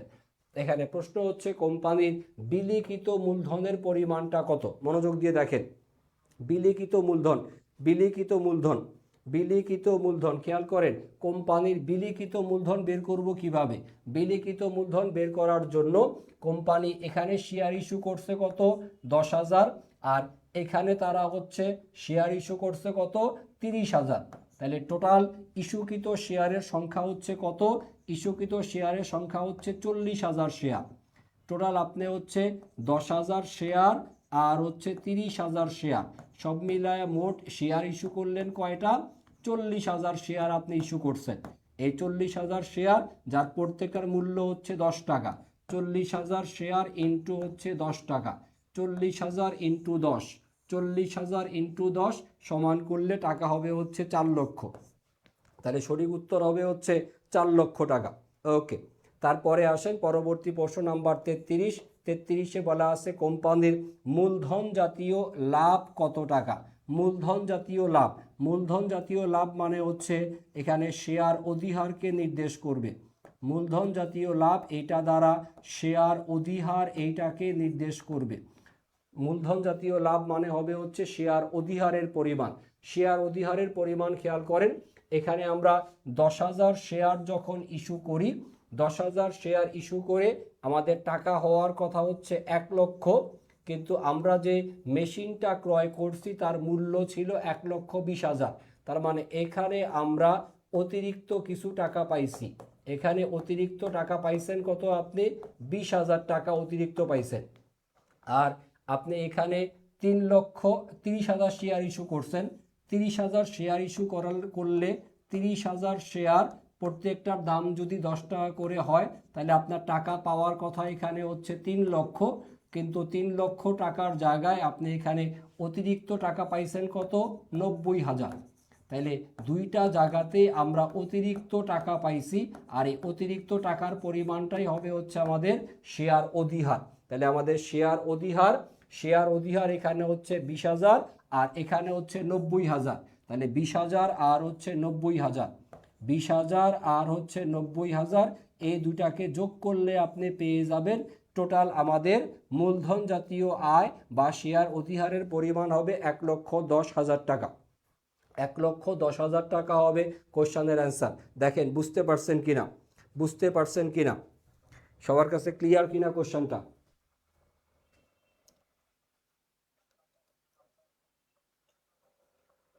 এখানে প্রশ্নে মূলধন জাতীয় লাভ, এই প্রশ্নটাই অনেকে পরীক্ষার হলে নাও বুঝতে পারেন। মূলধন জাতীয় লাভ মানে হচ্ছে শেয়ার অধিহার। আর আরেকটা বিষয় লিখে রাখি, মনে রাখবেন আপনারা, সেটা হচ্ছে মূলধন জাতীয় লোকসান যদি প্রশ্নে দেওয়া থাকে, মূলধন জাতীয় লোকসান, মূলধন জাতীয় লোকসান এটার দ্বারা কাকে নির্দেশ করবে? এটার দ্বারা হচ্ছে শেয়ার অবহারকে নির্দেশ করবে। মূলধন জাতীয় লোকসান এটার দ্বারা শেয়ার অবহারকে নির্দেশ করবে। আশা করি ক্লিয়ার সবার কাছে। ওকে, তাহলে আমরা এখান থেকে শেয়ার ইস্যু সম্পর্কে কিছু বেসিক প্রশ্ন আমরা আলোচনা দেখে নিলাম। এবার আমরা সরাসরি চলে যেতে চাই শেয়ার ইস্যু টপিকের আমাদের যে সৃজনশীল প্রশ্ন সেই জায়গাতে। দেখেন অনেকগুলা প্রশ্ন সুন্দর মতো আপনাদের জন্য এখানে মোট কয়টা, মোট 41টা কোশ্চেন, টোটাল 41টা প্রশ্ন শেয়ার ইস্যু টপিকের সুন্দর মতো সাজায় গুছায় দেওয়া আছে উত্তর সহকারে। সো উত্তর সহকারে প্রশ্নগুলো আপনারা একটু মনোযোগ সহকারে পড়বেন, সঠিক উত্তরগুলো ভালো মতো দেখে নেবেন। আসেন আমরা পরবর্তী যেই টপিকটা দেখব সেটা হচ্ছে যৌথ মূলধনী কোম্পানির মূলধন বা শেয়ার ইস্যু। এখান থেকে আপনাদের গুরুত্বপূর্ণ যে সমস্ত সৃজনশীল প্রশ্নগুলো পড়তে হবে তার একটা সাজেশন আমি এখানে দিয়ে রাখছি। তো এই সাজেশনটা অনুযায়ী কিছু গুরুত্বপূর্ণ প্রশ্ন আমি আপনাদের জন্য এখানে রাখছি। আসেন জাস্ট এই কয়টা প্রশ্ন, আমি একটা প্রশ্ন আপনাদেরকে দেখাই দেই, আর বাকিগুলো আপনারা আশা করি পড়তে পারবেন। এই কোশ্চেনটা সমাধান করে তারপরে আমরা একটু বিরতিতে যাব আপনাদের জন্য। দেখেন এই জায়গাতে প্রশ্নে বলা আছে সৃজনশীল প্রশ্ন নাম্বার 1, মাহাদি কোম্পানির তারা প্রতিটি 10 টাকা মূল্যের 4 লক্ষ শেয়ারে তারা বিভক্ত, যা 40 লক্ষ টাকা অনুমোদিত মূলধনে তারা নিবন্ধিত হয়েছে।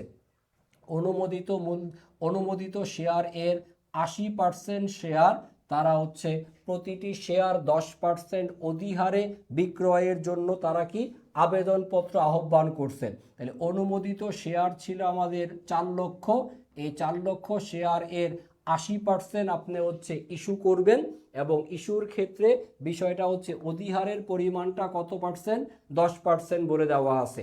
তারপরে বলছে জনসাধারণের কাছ থেকে 3,50,000 শেয়ারের আপনি আবেদন পাইছেন, কোম্পানি যথারীতি ইস্যুকৃত শেয়ার বিলি করছে, অতিরিক্ত আবেদন আপনি কি করছেন, ফেরত দিয়ে দিছেন, আর কোম্পানি শেয়ার প্রতি 0.25 টাকা করে ব্যাংক চার্জ প্রদান করে। প্রশ্নে ব্যাংক চার্জ দেওয়া থাকতে পারে অথবা অবলেখকের কমিশন দেওয়া থাকতে পারে, যাই দেওয়া থাকুক সমাধান কিভাবে হবে একটু বোর্ডে খেয়াল করে দেখেন। শুরুতে ক নাম্বারে আমরা বের করতে চাই ইস্যুকৃত শেয়ারের সংখ্যা আর ব্যাংক চার্জের পরিমাণ। দেখেন সমাধান কিভাবে করবেন, ইস্যুকৃত শেয়ারের সংখ্যা শুরুতে অনুমোদিত শেয়ারের পরিমাণ 4 লক্ষ, তাহলে শুরুতে লিখে নিলাম এই 4 লক্ষ, আপনি ইস্যু করবেন কত পার্সেন্ট, 80%, তাহলে 4 লক্ষ ইন্টু 80%, 4 লক্ষের 80% করলে আপনি মোট ইস্যু করবেন কত, 3,20,000 শেয়ার। তাহলে আমাদের ইস্যুকৃত শেয়ারের সংখ্যা উত্তরটা হবে 3,20,000। তবে খেয়াল করবেন আমরা আবেদন পাইছি কত, 3,50,000 শেয়ারের, 3,20,000 আমরা ইস্যু করতে চাই, আবেদন পাইছি কত, 3,50,000 এর। তাহলে আমরা অতিরিক্ত আবেদন পাইছি, অতিরিক্ত আবেদনের পরিমাণ কত, অতিরিক্ত আবেদনের পরিমাণ 30,000 শেয়ার, 30,000 শেয়ারের আবেদন আপনি অতিরিক্ত পাইছেন, এইটা কিন্তু আপনাকে ফেরত দিয়ে দিতে হবে। আচ্ছা, তারপরে আর বের করতে বলা আছে ব্যাংক চার্জের পরিমাণ। ব্যাংক চার্জের পরিমাণ যতগুলো শেয়ার আপনি ইস্যু করছেন তার উপরে আপনি ব্যাংক চার্জ ধার্য করবেন 3,20,000, আর এই যে 0.25 টাকা করে ব্যাংক চার্জ ধার্য হবে, 0.25, 3,20,000 ইন্টু 0.25 করলে আপনি পাবেন 80,000 টাকা। এই 80,000 টাকা কিসের পরিমাণ, ব্যাংক চার্জ এর পরিমাণ। তাহলে আমরা এখান থেকে ইস্যুকৃত শেয়ার সংখ্যা আর ব্যাংক চার্জ এই দুইটা নির্ণয় করে ফেলতে পারবো। তারপরে গিয়ে আপনাদের প্রশ্নের মধ্যে অ্যাজ ইউজুয়াল জাবেদা দাখিলা বের করতে বলা হয়, জাবেদা আপনারা করবেন। জাবেদা কিভাবে করতে হয় এগুলো আগেই আপনারা করে রাখছেন, জাস্ট এই বিষয়গুলো একটু মনোযোগ সহকারে দেখলেই হবে। তবে জাবেদার ক্ষেত্রে অবশ্যই আপনি ব্যাখ্যা লিখবেন, জাবেদায় আপনি অবশ্যই ব্যাখ্যা লিখবেন। যদি প্রশ্নে বলা থাকে যে ব্যাখ্যা ব্যতীত, প্রশ্নে যদি বলে দেওয়া থাকে যে ব্যাখ্যা ব্যতীত বা ব্যাখ্যা দেওয়ার প্রয়োজন নেই, ব্যাখ্যা ব্যতীত দেওয়া থাকলে আপনি তখন ব্যাখ্যা না লিখলেও চলবে। বাট প্রশ্নে কোনো কিছু না বলা থাকলে ডেফিনেটলি আপনি ব্যাখ্যাটা স্যার লিখবেন। সো ব্যাখ্যা নিয়ে কারো কোনো কনফিউশন থাকা উচিত না, ব্যাখ্যাগুলো অবশ্যই আপনাকে লিখতেই হবে। ব্যাখ্যা সহকারে লিখে তারপরে দেখেন আমাদের পরবর্তী প্রশ্ন যেটা গ নাম্বারে বের করতে বলা হচ্ছে আর্থিক অবস্থার বিবরণী। আর্থিক অবস্থার বিবরণী করার সময় এই যে শেয়ার মূলধন অংশ যেটা, এই জায়গাতে অনুমোদিত মূলধন, ইস্যুকৃত মূলধন, এই বিষয়গুলো স্যার একটু ছক আকারে যেভাবে লেখা আছে এইভাবেই আপনারা লেখার চেষ্টা করবেন। অনুমোদিত মূলধন এইটা হচ্ছে কিন্তু যোগ বিয়োগে আসবে না, যোগ বিয়োগে আসবে হচ্ছে ইস্যুকৃত মূলধনের পরিমাণটা, আর হচ্ছে শেয়ার অধিহার দেওয়া থাকলে এইটা আসবে সঞ্চিতি ও উদ্বৃত্ত অংশে। আর যদি পরীক্ষার প্রশ্নে শেয়ার অবহার দেওয়া থাকে, শেয়ার অবহারকে লিখতে হবে হচ্ছে অসমন্বিত ব্যয় অংশে। তারপরে হচ্ছে ব্যাংক চার্জ থাকলে অসমন্বিত ব্যয় অংশের মধ্যে লিখবেন। যদি আপনাদের প্রশ্নে দেওয়া থাকে হচ্ছে অবলেখকের কমিশন, অবলেখকের কমিশন থাকলে এইটাও লিখবেন আপনি কোথায়, ক্রেডিট আপনার এই অসমন্বিত ব্যয় অংশে। অসমন্বিত ব্যয় অংশের মধ্যে এই বিষয়গুলোই ম্যাক্সিমাম পরীক্ষাতে আসে, ব্যাংক চার্জ, শেয়ার অবহার, অবলেখকের কমিশন, এই বিষয়গুলো লিখতে হবে। আর লিখে তারপরে হচ্ছে আপনার সম্পদের পরিমাণ আর শেয়ার মালিকের শর্ত, দুই পাশের যোগফল তো ডেফিনেটলি মিলবে। এভাবেই আপনারা হচ্ছে বাকি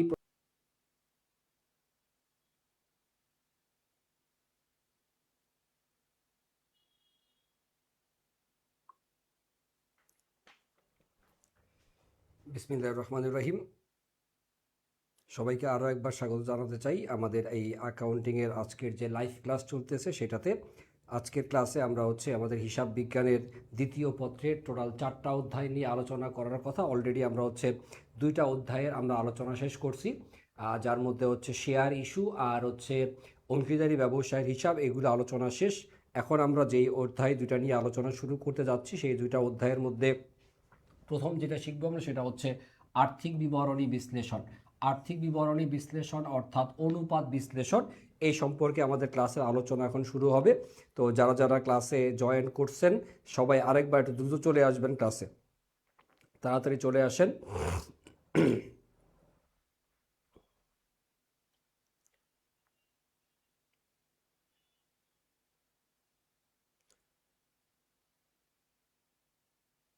সবাই তাড়াতাড়ি চলে আসি ক্লাসে।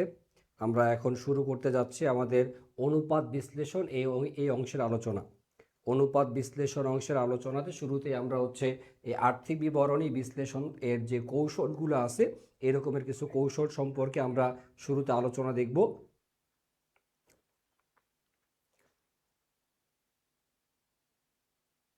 সবাই এখন আমাকে দেখতে পাচ্ছেন কিনা ঠিকঠাক মতো?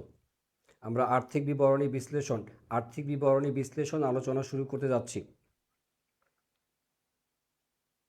সবাই আশা করি বোর্ডের লেখা স্পষ্ট দেখতে পাওয়ার কথা এবং আমাকে আশা করি ঠিকঠাক মতো শুনতেও পাচ্ছেন। ওকে, আসেন শুরু করি আলোচনা।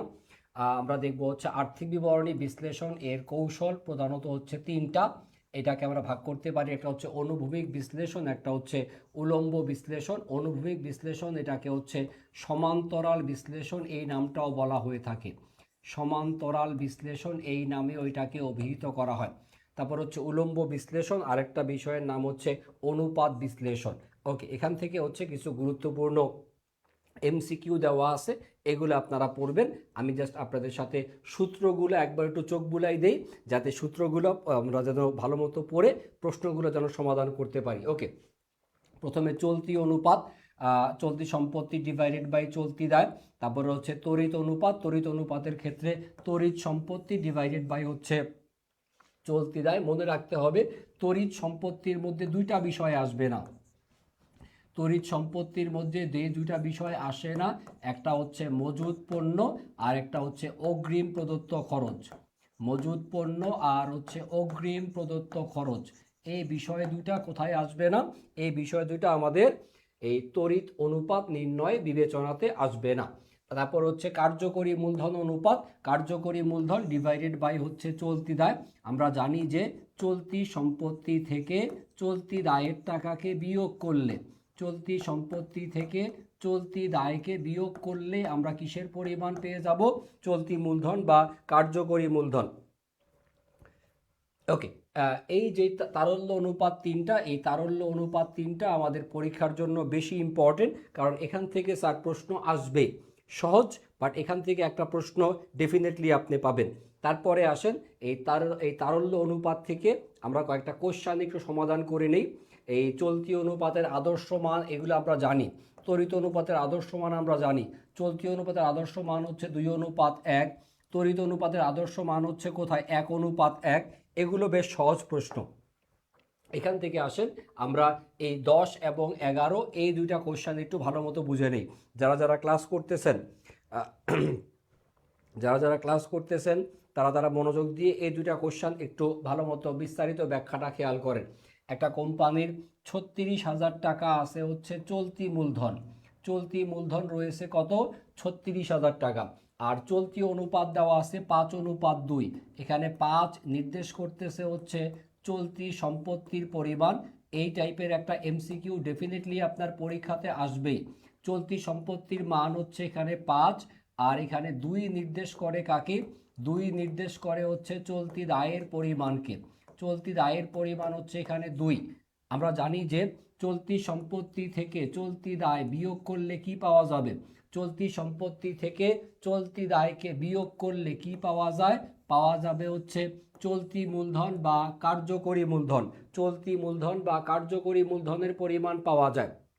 আমরা বিয়োগ করি, 5 থেকে যদি আমরা 2 বিয়োগ করি কত পাই, বিয়োগফল 3 পাচ্ছি। তাহলে এই 3 হচ্ছে কিসের পরিমাণ, 3 হচ্ছে আমাদের কার্যকরী মূলধন এর মান।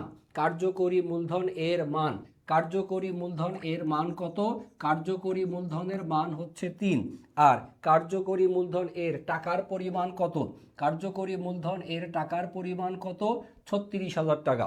কার্যকরী মূলধন এর টাকার পরিমাণ হচ্ছে 36,000। সো অঙ্কের সমাধান হবে হচ্ছে এই 36,000 টাকা কার্যকরী মূলধনকে আপনি হচ্ছে কার্যকরী মূলধনের মান 3 দ্বারা ভাগ করবেন। যার টাকা তার মান দ্বারা ভাগ করতে হবে, আর যা প্রশ্নে নির্ণয় করতে বলা হবে সেটা তারা আপনি হচ্ছে গুণ করবেন। এখানে চলতি দায়ের পরিমাণ বের করতে বলা আছে। চলতি দায়ের পরিমাণ বের করার জন্য চলতি দায়ের মান কত, চলতি দায়ের অনুপাতের মান হচ্ছে 2, তাই আমরা এটাকে 2 দ্বারা গুণ করব, ইনটু হবে হচ্ছে 2। দেখেন 2 দ্বারা গুণ করে আপনার অঙ্কের উত্তর বের করতে পারেন কিনা। ওকে, আমাদের সাথে ক্লাসে জয়েন করছেন হচ্ছে নয়ন বণিক। কংগ্রেচুলেশন নয়ন বণিক। এখন তিনি ঢাকা বিশ্ববিদ্যালয়ের ফিনান্স ডিপার্টমেন্টের স্টুডেন্ট। গত বছর নয়ন বণিক আমাদের ডিইউ আইসিইউ ব্যাচের স্টুডেন্ট ছিল। বহুদিন পরে তাকে ক্লাসের মধ্যে দেখলাম যে একটা কমেন্ট করলেন। অনেক আগে হচ্ছে নয়ন বণিক নিয়মিত কমেন্ট করতেন লেখাপড়া নিয়ে, আর আজকে হচ্ছে ক্লাস মিস করতেছেন। যাক নয়ন বণিক, আপনাকে ক্লাসের মধ্যে দেখে আমার নিজের কাছে অনেক ভালো লাগলো। আপনি একটা ইন্সপাইরেশন। ডেফিনেটলি ফেনী শহর থেকে উঠে এসে ঢাকা বিশ্ববিদ্যালয়ের ফিনান্স ডিপার্টমেন্টে চান্স পাওয়া এটা চারটিখানি কথা না। সো নয়ন বণিক তার নিজের স্বপ্ন, তার বাবা মার স্বপ্ন পূরণ করতে পারছে। আমরা সবাই নয়ন বণিকের জন্য অবশ্যই দোয়া করব, এবং নয়ন বণিক আপনিও আপনার ছোট ভাই বোন যারা এখন ক্লাস করতেছে তাদের জন্য অবশ্যই দোয়া রাখবেন। ওকে, আসেন আমরা অঙ্ক করছিলাম, যেখানে আমরা বের করব কিসের পরিমাণ, চলতি দায়ের পরিমাণ। দেখি সবাই একটু কমেন্ট করে লিখে জানান এই জায়গাতে ক্যালকুলেশন করলে আমাদের উত্তর কত আসে। চলতি দায়ের পরিমাণ, টাকার পরিমাণ কত আসে, 3 দ্বারা 36,000কে কাটলে কত পাই, 3 12 হচ্ছে 12,000, আর এই 12,000কে 2 দ্বারা গুণ, 12 দুগুণে গুণ করলে কত হয় 24,000 টাকা। তাহলে আমাদের উত্তর হবে হচ্ছে 24,000 টাকা। চলতি মূলধন বা কার্যকরী মূলধন এর উত্তর হবে হচ্ছে 24,000 টাকা। একই নিয়মের আমাদের আরও কিছু অঙ্ক দেওয়া আছে, খেয়াল করেন। এখানে চলতি অনুপাতের মান 2.2, আর এখানে হচ্ছে 1 বের করতে বলা আছে। প্রশ্নে চলতি সম্পদের পরিমাণ কত, প্রশ্নে টাকা দেওয়া আছে কিসের, টাকা দেওয়া আছে হচ্ছে চলতি দায় এর। তো আমাদের যে অনুপাত, চলতি অনুপাতের মান 2.2, এই 2.2 এটা হচ্ছে কিসের মান, এটা হচ্ছে চলতি সম্পত্তির মান। 2.2 হলো চলতি সম্পত্তির মান, আর এখানে 1 কিসের মান, 1 হচ্ছে আমাদের চলতি দায়ের মান। আর দেখেন প্রশ্নে এই চলতি দায়ের পরিমাণ বলাই আছে, টাকার অ্যামাউন্টে কত, এটা 50,000 টাকা। আর এখানে অনুপাতের মান কত, এটার 1 হচ্ছে অনুপাতের মান। ওকে, দেখেন অঙ্কের সমাধানটা হবে হচ্ছে এই যে চলতি দায়ের মান 1, তার টাকার পরিমাণ হচ্ছে 50,000। তাহলে আমরা লিখতেই পারি এখানে প্রশ্ন মতে 1 সমান কত হয় 50,000। তো 1 সমান যেহেতু 50,000 বের করা আছে, আমাদের নতুন করে আর এখানে কোনো কিছু বের করার দরকার নাই, বা আমরা চাইলে সরাসরি অঙ্কের মানটা এইভাবে বসাইতে পারতাম। 50,000 কিসের পরিমাণ, চলতি দায়ের পরিমাণ। দায়ের অনুপাতের মান কত 1, এটাকে 1 দ্বারা ভাগ করি, আর যা বের করব 2.2 এটা দ্বারা করব হচ্ছে গুণ, ইন্টু হচ্ছে 2.2। তাহলে 50,000কে তো আর 1 দিয়ে ভাগ করার কিছু নাই, 50,000কে 2.2 দ্বারা গুণ করলে উত্তর চলে আসবে। 50,000 ইন্টু হবে 2.2, 50,000কে 2.2 দ্বারা গুণ করলে উত্তর পাবেন 1,10,000 টাকা। আর এই 1,10,000 টাকা হবে হচ্ছে কিসের পরিমাণ? চলতি সম্পত্তির পরিমাণ। যারা যারা ক্লাস করতেছেন দেখেন এই বিষয় দুইটা বুঝছেন কিনা, এই দুইটা গুরুত্বপূর্ণ অঙ্ক আপনাদের বোধগম্য হয়েছে কিনা, ক্লিয়ার কিনা সবার কাছে? সবাই এই পর্যন্ত বুঝতে পারছে কিনা? এই দুইটা প্রশ্ন সবাই বুঝতে পারছে কিনা? একটু কমেন্ট করে লিখে জানান, কমেন্ট করে লিখে জানান যে এই দুইটা কোশ্চেন আপনারা বুঝছেন কিনা, ক্লিয়ার হয়েছেন কিনা।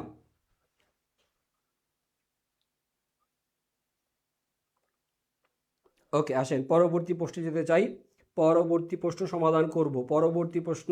পরবর্তী প্রশ্ন সমাধানের ক্ষেত্রে এরকমের আরও এখানে কিছু অঙ্ক দেওয়া আছে। আসেন এখান থেকে আরও একটা দুইটা অঙ্ক আমরা একটু সমাধান করে নিই, কারণ এই টাইপের প্রশ্ন পরীক্ষাতে স্যার ডেফিনেটলি আসবে। ওকে, আসেন পরবর্তী প্রশ্নটা খেয়াল করেন। কোশ্চেন নাম্বার 12 নাম্বার প্রশ্নে এখানে বলে দেওয়া আছে, 12 নাম্বার প্রশ্নে বলে দেওয়া আছে কিসের পরিমাণ খেয়াল করেন।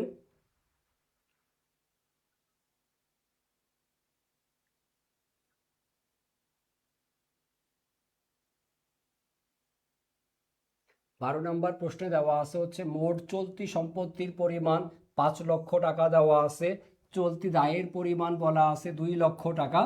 আর এখানে গুরুত্বপূর্ণ বিষয় হচ্ছে এই মজুদ পণ্যের পরিমাণ দেওয়া 1 লক্ষ টাকা, আর হচ্ছে অগ্রিম খরচের পরিমাণ দেওয়া আছে হচ্ছে 20,000 টাকা।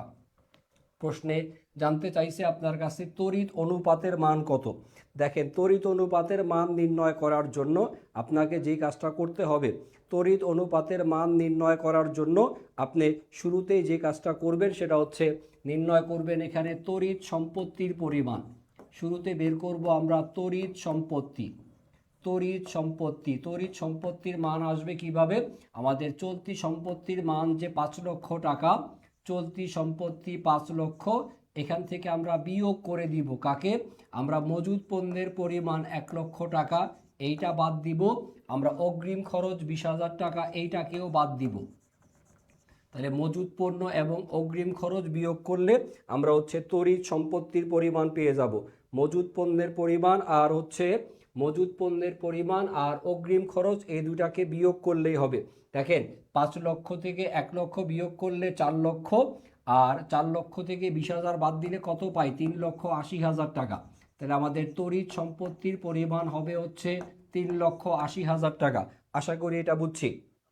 আর আমাদের প্রশ্নে চলতি দায়ের মান তো দেওয়াই আছে 2 লক্ষ টাকা। সো এখানে তড়িৎ অনুপাত বের করাটা আর কঠিন কিছু হবে না, কারণ তড়িৎ অনুপাত বের করার আমাদের জন্য যে প্রয়োজনীয় সূত্র, তড়িৎ অনুপাতের জন্য উপরে লিখতে হবে হচ্ছে আমাদের তড়িৎ সম্পত্তি, আর ডিভাইডেড বাই আসবে কোনটা? চলতি দায়। তড়িৎ সম্পত্তি ডিভাইডেড বাই চলতি দায়। আমরা যদি মান বসাই, তড়িৎ সম্পত্তির পরিমাণ হচ্ছে 3,80,000 টাকা, 3,80,000, আর ডিভাইডেড বাই লাগবে কোনটা? চলতি দায়। চলতি দায়ের মান হবে হচ্ছে 2 লক্ষ, চলতি দায়ের মান হবে হচ্ছে 2 লক্ষ। 3,80,000কে 2 লক্ষ দ্বারা ভাগ করেন, তাইলেই কোশ্চেনের অ্যান্সার চলে আসবে। দেখি একটু কমেন্ট করে উত্তর লেখেন, দেখি কত হয়। কমেন্টে উত্তর লিখে জানান কত আসে। আমি হচ্ছে এই ফাঁকে 13 নাম্বার কোশ্চেনটা একটু সলভ করতে থাকি, আপনারা হচ্ছে 12 নাম্বার কোশ্চেনের উত্তরটা নির্ণয় করেন কত আসে। 13 নম্বর প্রশ্নে বলা আছে চলতি বা কার্যকরী মূলধন টাকার পরিমাণে দেওয়া 86,000 টাকা, আর চলতি অনুপাতের মান 5:2 দেওয়া আছে। তো চলতি অনুপাতের মান যেহেতু 5:2, আমরা 5 থেকে এইটার মান 3 বিয়োগ করি। 5 থেকে 3 বিয়োগ করলে কত পাই? 5 থেকে 3 বিয়োগ করলে পাই হচ্ছে 2 হচ্ছে আমাদের কি? কার্যকরী মূলধন। সো প্রশ্ন মতে আমাদের এই 2 সমান মানে হচ্ছে কত টাকা? এই 86,000 টাকা। সো আমরা অঙ্কের সমাধানটা করব এইভাবে, 86,000কে আমরা এই 2 দ্বারা হচ্ছে ভাগ করব, আর প্রশ্নে যার মান জানতে চাইছে কি? চলতি সম্পত্তি মানে হচ্ছে এই 5 ভাগ। সো আপনি এটাকে 5 দ্বারা গুণ করবেন, 86,000কে 2 দ্বারা ভাগ আর হচ্ছে 5 দিয়ে গুণ, কত আসছে উত্তর? 1.9, এটার মান আসবে হচ্ছে 1.9:1। তাহলে আমাদের তড়িৎ অনুপাতের উত্তর হবে 1.9:1। ওকে, এটা উত্তর ডান। আসেন এটা শেষ করি আমরা। 86,000 টাকা, অনুপাতের মান 5 আর 3 দেওয়া ছিল, 5 থেকে 3 বিয়োগ করলে কত হয় 2, তাহলে আমরা 2 দ্বারা এটাকে ভাগ করব। তাহলে 86,000কে 2 দ্বারা ভাগ আর হচ্ছে 5 দিয়ে গুণ। 86,000কে 2 দ্বারা ভাগ করলে কত আসে? 86,000কে 2 দ্বারা ভাগ করলে আসবে হচ্ছে 43,000। তাহলে 43,000কে 5 দ্বারা গুণ, 43,000কে 5 দ্বারা গুণ করলে আসবে হচ্ছে 2,15,000 টাকা। 2,15,000 টাকা, এইটা হবে আমাদের চলতি মূলধন বা কার্যকরী মূলধন এর মান। চলতি বা কার্যকরী মূলধনের মান হবে 2,15,000। আশা করি ক্লিয়ার। সো এই টাইপের প্রশ্নগুলো যেভাবে আমি সমাধান করে দেখালাম, এভাবে আশা করি আপনারা করে নিতে পারবেন। এই রকমের আরও যেই রকমের অনেকগুলো এমসিকিউ আপনাদের পড়ার জন্য আমি দিয়ে রাখছি, এই প্রশ্নগুলো আপনারা একটু নিজেরা সমাধান করবেন। এখানে সবগুলা অনুপাতের সূত্র সহকারে দেওয়া আছে। এই দেখেন আমাদের হচ্ছে লাভ বা উপার্জন ক্ষমতার যে অনুপাতগুলো, এখান থেকে মোট লাভ, নেট লাভ, পরিচালন মুনাফা, বিনিয়োজিত মূলধনটা বেশি ইম্পর্টেন্ট।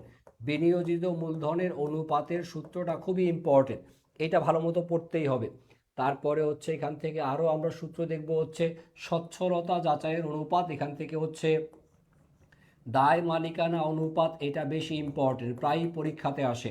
তারপরে মূলধন গিয়ারিং অনুপাত, এইটা মাঝে মধ্যে পরীক্ষাতে আসে, প্রশ্ন যদি কঠিন হয় তাহলে আপনি মূলধন গিয়ারিং অনুপাত পেতে পারেন। তারপরে হচ্ছে এখান থেকে আপনারা আর যা যা পড়বেন, দক্ষতা যাচাইয়ের অনুপাত, এখান থেকে অবশ্যই মজুদ আবর্তন ইম্পর্টেন্ট, তারপরে দেনাদার আবর্তন, এইটাও ইম্পর্টেন্ট, পরীক্ষাতে ডেফিনেটলি এর মধ্যে থেকেই প্রশ্ন আসবে। আর এখান থেকে আপনাকে আর যেটা পড়তে হবে সেটা হচ্ছে আপনার এই যে এমসিকিউ যেগুলো দেওয়া আছে, এই এমসিকিউ মোট কয়টা দেওয়া? 24টা এমসিকিউ ভালো মতো একটু পড়বেন। আর এখান থেকে গুরুত্বপূর্ণ কিছু সৃজনশীল প্রশ্নের জন্য আমরা সাজেশন দিয়ে রাখছি, যে কোন কোন প্রশ্নগুলো প্রায়ই পরীক্ষাতে আসে তার একটা নমুনা চার্ট দেওয়া, এটা আপনারা একটু দেখে নেবেন। আর এখান থেকে প্র্যাকটিস করবেন যেই প্রশ্নগুলো, এই যে সৃজনশীল প্রশ্ন নাম্বার 1 ঢাকা বোর্ড 2025-এর প্রশ্ন, দেখেন ক নাম্বার প্রশ্নে আপনাকে বিনিয়োজিত মূলধনের পরিমাণ বের করতে বলা আছে। খ নাম্বারে চাইছে মজুদ আবর্তন আর হচ্ছে দায় মালিকানা অনুপাত। গ নাম্বারে চাইছে হচ্ছে চলতি অনুপাত আর অগ্নি পরীক্ষা অনুপাত, মানে হচ্ছে তড়িৎ অনুপাত। তড়িৎ অনুপাত চাইছে। সো এই নামগুলো থেকে প্রায়ই প্রশ্ন আসে পরীক্ষাতে। তো এই নামগুলো দেখে কিভাবে সমাধান করতে হয় আমাদের এখানে দেখেন লিখে দেওয়া আছে, তারা পিডিএফ দেখে এই প্রশ্নগুলো একটু নিজ দায়িত্বে সমাধান করে নেবেন। আরও প্রশ্ন আমি দেখাই দিতে চাই আপনাদের, দেখেন ঢাকা বোর্ডের দ্বিতীয় যে প্রশ্নটা ছিল সেখানে চাইছে আপনার কাছে কার্যকরী মূলধনের পরিমাণ, চাইছে আপনার কাছে নেট মুনাফার অনুপাত, প্রাপ্য হিসাব আবর্তনের অনুপাত, তারল্য অনুপাত আর হচ্ছে কার্যকরী মূলধন অনুপাত। বেসিক্যালি ঘুরে ফিরে এই টাইপের প্রশ্নগুলোই বেশি বেশি পরীক্ষার মধ্যে আসে। সো যতগুলো প্রশ্ন পরীক্ষার জন্য ইম্পর্টেন্ট, যেমন এই যে রাজশাহী বোর্ড এই 3 নাম্বার যে প্রশ্ন, চলতি দায়ের পরিমাণ বের করতে হবে আপনাকে, তড়িৎ অনুপাত বের করবেন, প্রাপ্য হিসাব বা দেনাদার আবর্তন অনুপাত, মজুদ আবর্তনের পরিমাণ বের করবেন, আর এটা সন্তোষজনক কিনা সেই সম্পর্কে আপনার মন্তব্য লিখতে হবে। মন্তব্যের বিষয়টা আমি দেখাই দিই আপনাদের। মন্তব্যের বিষয়টা লিখবেন এইভাবে, এই যে মজুদ আবর্তন, মজুদ আবর্তনের মান কত আসে, এখানে মান আসে হচ্ছে 8 বার। আমরা জানি যে মজুদ আবর্তনের আদর্শ মান হচ্ছে 8 বার। এই আদর্শ মানটা লিখে তারপর এটা সন্তোষজনক এরকমভাবে আপনারা হচ্ছে উত্তরটা লিখবেন। এখানে যা আছে সূত্রগুলো আপনারা যখন পিডিএফ পাবেন, পিডিএফের মধ্যে এগুলো স্পষ্ট লিখে দেওয়া থাকবে, তখন আপনারা পড়ে নিতে পারবেন। সো এরকমভাবে আমাদের টোটাল সৃজনশীল প্রশ্ন মোট কয়টা দেওয়া আমি দেখে নেই। সৃজনশীল প্রশ্ন সম্ভবত সব মিলে আপনাদের জন্য একদম করে দেওয়া আছে, উত্তর সহকারে করে দেওয়া আছে, কোনো কষ্টই করা লাগবে না, শুধু এই প্রশ্নগুলো আপনারা দেখে দেখে একটু সমাধান করবেন, দেখে দেখে সমাধান করবেন, তাইলে আশা করি আপনাদের জন্য যথেষ্ট হবে। এখানে মোট প্রশ্ন আমি দিয়ে রাখছি হচ্ছে 10টা, টোটাল 10টা সৃজনশীল প্রশ্ন দেওয়া আছে এই চ্যাপ্টার থেকে। এই 10টা সৃজনশীল প্রশ্ন যদি আপনি মনোযোগ সহকারে করেন, একদম সমাধান সহকারে আমাদের করে দেওয়া আছে, এই 10টা প্রশ্ন যদি আপনি ভালো মতো করতে পারেন, আশা করি পরীক্ষার জন্য এর চাইতে বেশি আর কিছুর দরকার হবে না। সো পিডিএফটা আপনারা অলরেডি আমি টেলিগ্রাম গ্রুপে শেয়ার করে দিছি। টেলিগ্রাম গ্রুপের লিঙ্ক যেটা দেওয়া ছিল, আপনারা টেলিগ্রামে গেলেই আপনারা এই পিডিএফটা পেয়ে যাবেন। সবাই আমাকে একটু জানায়েন পারলে যে পিডিএফটা পাইছেন কিনা। ক্লাসের গ্যাপে একটু টেলিগ্রাম গ্রুপে চেক করে দেখেন যে পিডিএফ দেওয়া আছে, পিডিএফটা পাইছেন কিনা সেটা আমাকে একটু জানায়েন সবাই। ওকে, তাহলে আমরা খুব বেশি আর লম্বা করব না ক্লাস, আমরা এই টপিকটা একটু শেষ করি। মজুদ পণ্যের হিসাব রক্ষণ পদ্ধতি। মজুদ পণ্যের হিসাব রক্ষণ পদ্ধতি মানে লিফো ফিফো পদ্ধতির অঙ্ক। তো এই লিফো ফিফো পদ্ধতি থেকে আসেন যে সমস্ত তথ্যগুলো ইম্পর্টেন্ট সেগুলো এখানে লিখে দেওয়া আছে। এই তথ্যগুলো একটু মনোযোগ সহকারে আপনারা চোখ বুলায় নেবেন। আসেন অল্প কয়েকটা এমসিকিউ কোশ্চেন আমরা সমাধান করি, আর সৃজনশীল কোণগুলো পড়তে হবে। উত্তর সহকার যেহেতু দেওয়াই আছে সেটা আপনারা একটু চোখ বুলায় নিতে পারবেন।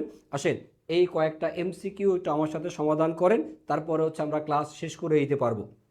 ওকে, কোশ্চেন নাম্বার 1। এখানে 1 নাম্বার প্রশ্নে বলা আছে যে মাল খতিয়ান এটা কে সংরক্ষণ করবে। মাল খতিয়ান কে সংরক্ষণ করে। 2 নাম্বার প্রশ্ন ক্রয় অধিযাচন পত্র। ক্রয় অধিযাচন পত্র এটা কে তৈরি করবে। ক্রয় অধিযাচন পত্র বেসিক্যালি পণ্য ক্রয়ের জন্য, পণ্য ক্রয়ের জন্য তৈরি করা হয়। পণ্য ক্রয়ের অনুরোধ জানিয়ে, পণ্য ক্রয়ের অনুরোধ জানিয়ে যে পত্র লেখা হয়। পণ্য ক্রয়ের অনুরোধ জানিয়ে যে পত্র লেখা হয় সেটাই ক্রয় অধিযাচন পত্র। আর এই ক্রয় অধিযাচন পত্রটা কে লেখে সেটা প্রশ্ন। 3 নাম্বার প্রশ্ন জিজ্ঞাসা করা বিন কার্ড এইটা কোথায় রাখা হয়। স্যার বিন কার্ড থেকে একটা প্রশ্ন আপনি পাবেন, এমসিকিউ। বিন কার্ড থেকে ডেফিনেটলি একটা প্রশ্ন পাবেন। স্যার আগের ক্লাসের পিডিএফ, ঠিক আছে, জি আগের ক্লাসের পিডিএফটাও আমি টেলিগ্রাম গ্রুপে দিয়ে রাখবো। আগের ক্লাসের পিডিএফ টেলিগ্রাম গ্রুপে দিয়ে রাখা হবে। ওকে, আসেন এখান থেকে খেয়াল করি মাল খতিয়ান। মাল খতিয়ান সংরক্ষণ করে কে? ভান্ডার রক্ষক। মাল খতিয়ান সংরক্ষণ করে ভান্ডার রক্ষক। তার পরবর্তী প্রশ্ন, ক্রয় অধিযাচন পত্র কে তৈরি করবে? তৈরি করবে গুদাম রক্ষক। ক্রয় অধিযাচন পত্র প্রস্তুত করে গুদাম রক্ষক। বিন কার্ড, বিন কার্ড রাখা হবে কোথায়? গুদামে। বিন কার্ড রাখা হবে গুদামে, মাল রাখার স্থানে। মাল রাখার স্থানে এটা রাখা হয় বিন কার্ড। বিন কার্ড থেকে আরও কিছু প্রশ্ন। বিন কার্ড কে সংরক্ষণ করে? বিন কার্ডে কি উল্লেখ থাকে? দেখি একটু দ্রুত আপনারা কমেন্টে উত্তর লেখেন, দ্রুত কমেন্টে উত্তর লেখেন।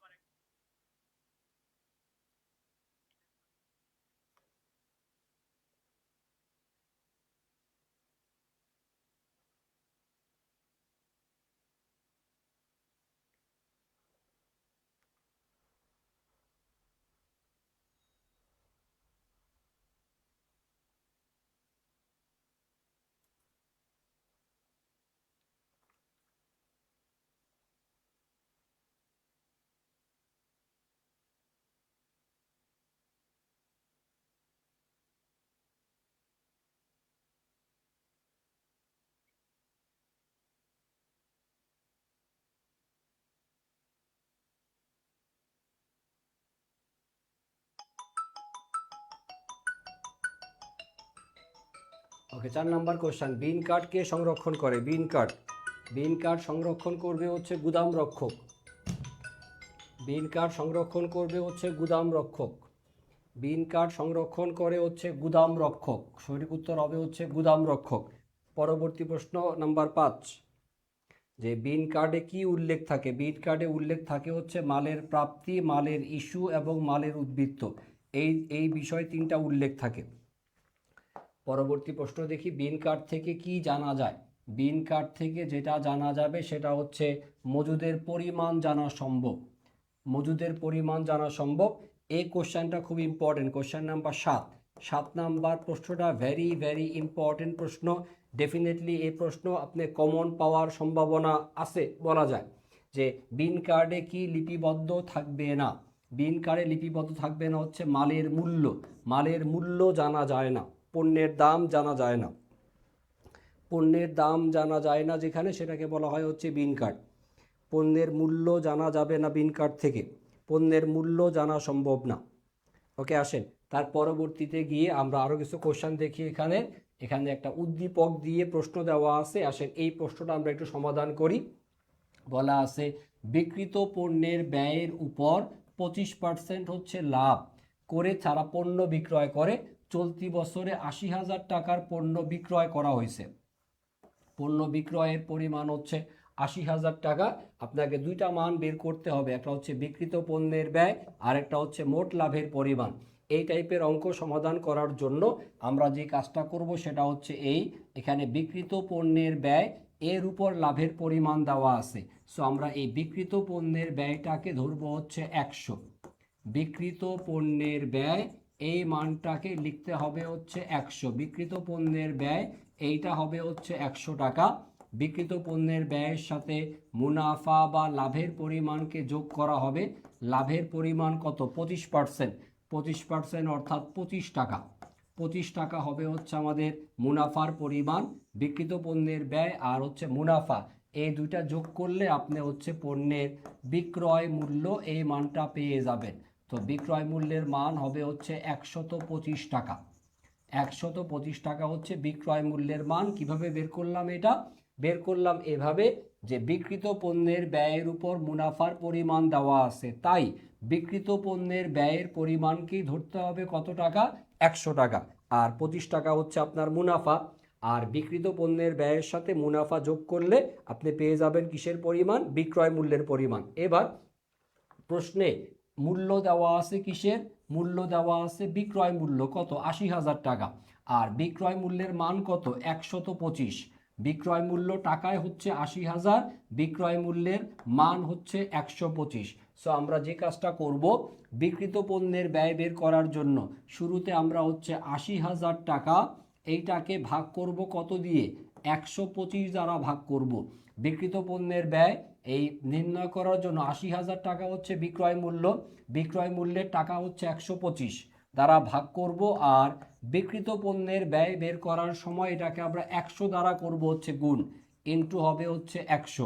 আর যখন মোট লাভ বের করতে চাই তখন ক্যালকুলেশনটা এইরকম, 80,000 ভাগ হচ্ছে 125, মোট লাভ, মোট লাভের মান কত? 25। তখন এটাকে 25 দ্বারা গুণ করব, ইনটু হবে হচ্ছে 25। তাহলে আপনার মান চলে আসবে। এই মানটা করলে বের হবে বিক্রিত পণ্যের ব্যয়, এই ক্যালকুলেশনটা করলে আসবে হচ্ছে মোট লাভের পরিমাণ। দেখি এই দুইটা প্রশ্নের উত্তর সমাধান করলে কত টাকা আসে, ক্যালকুলেশন করে দেখেন কত হয় মান।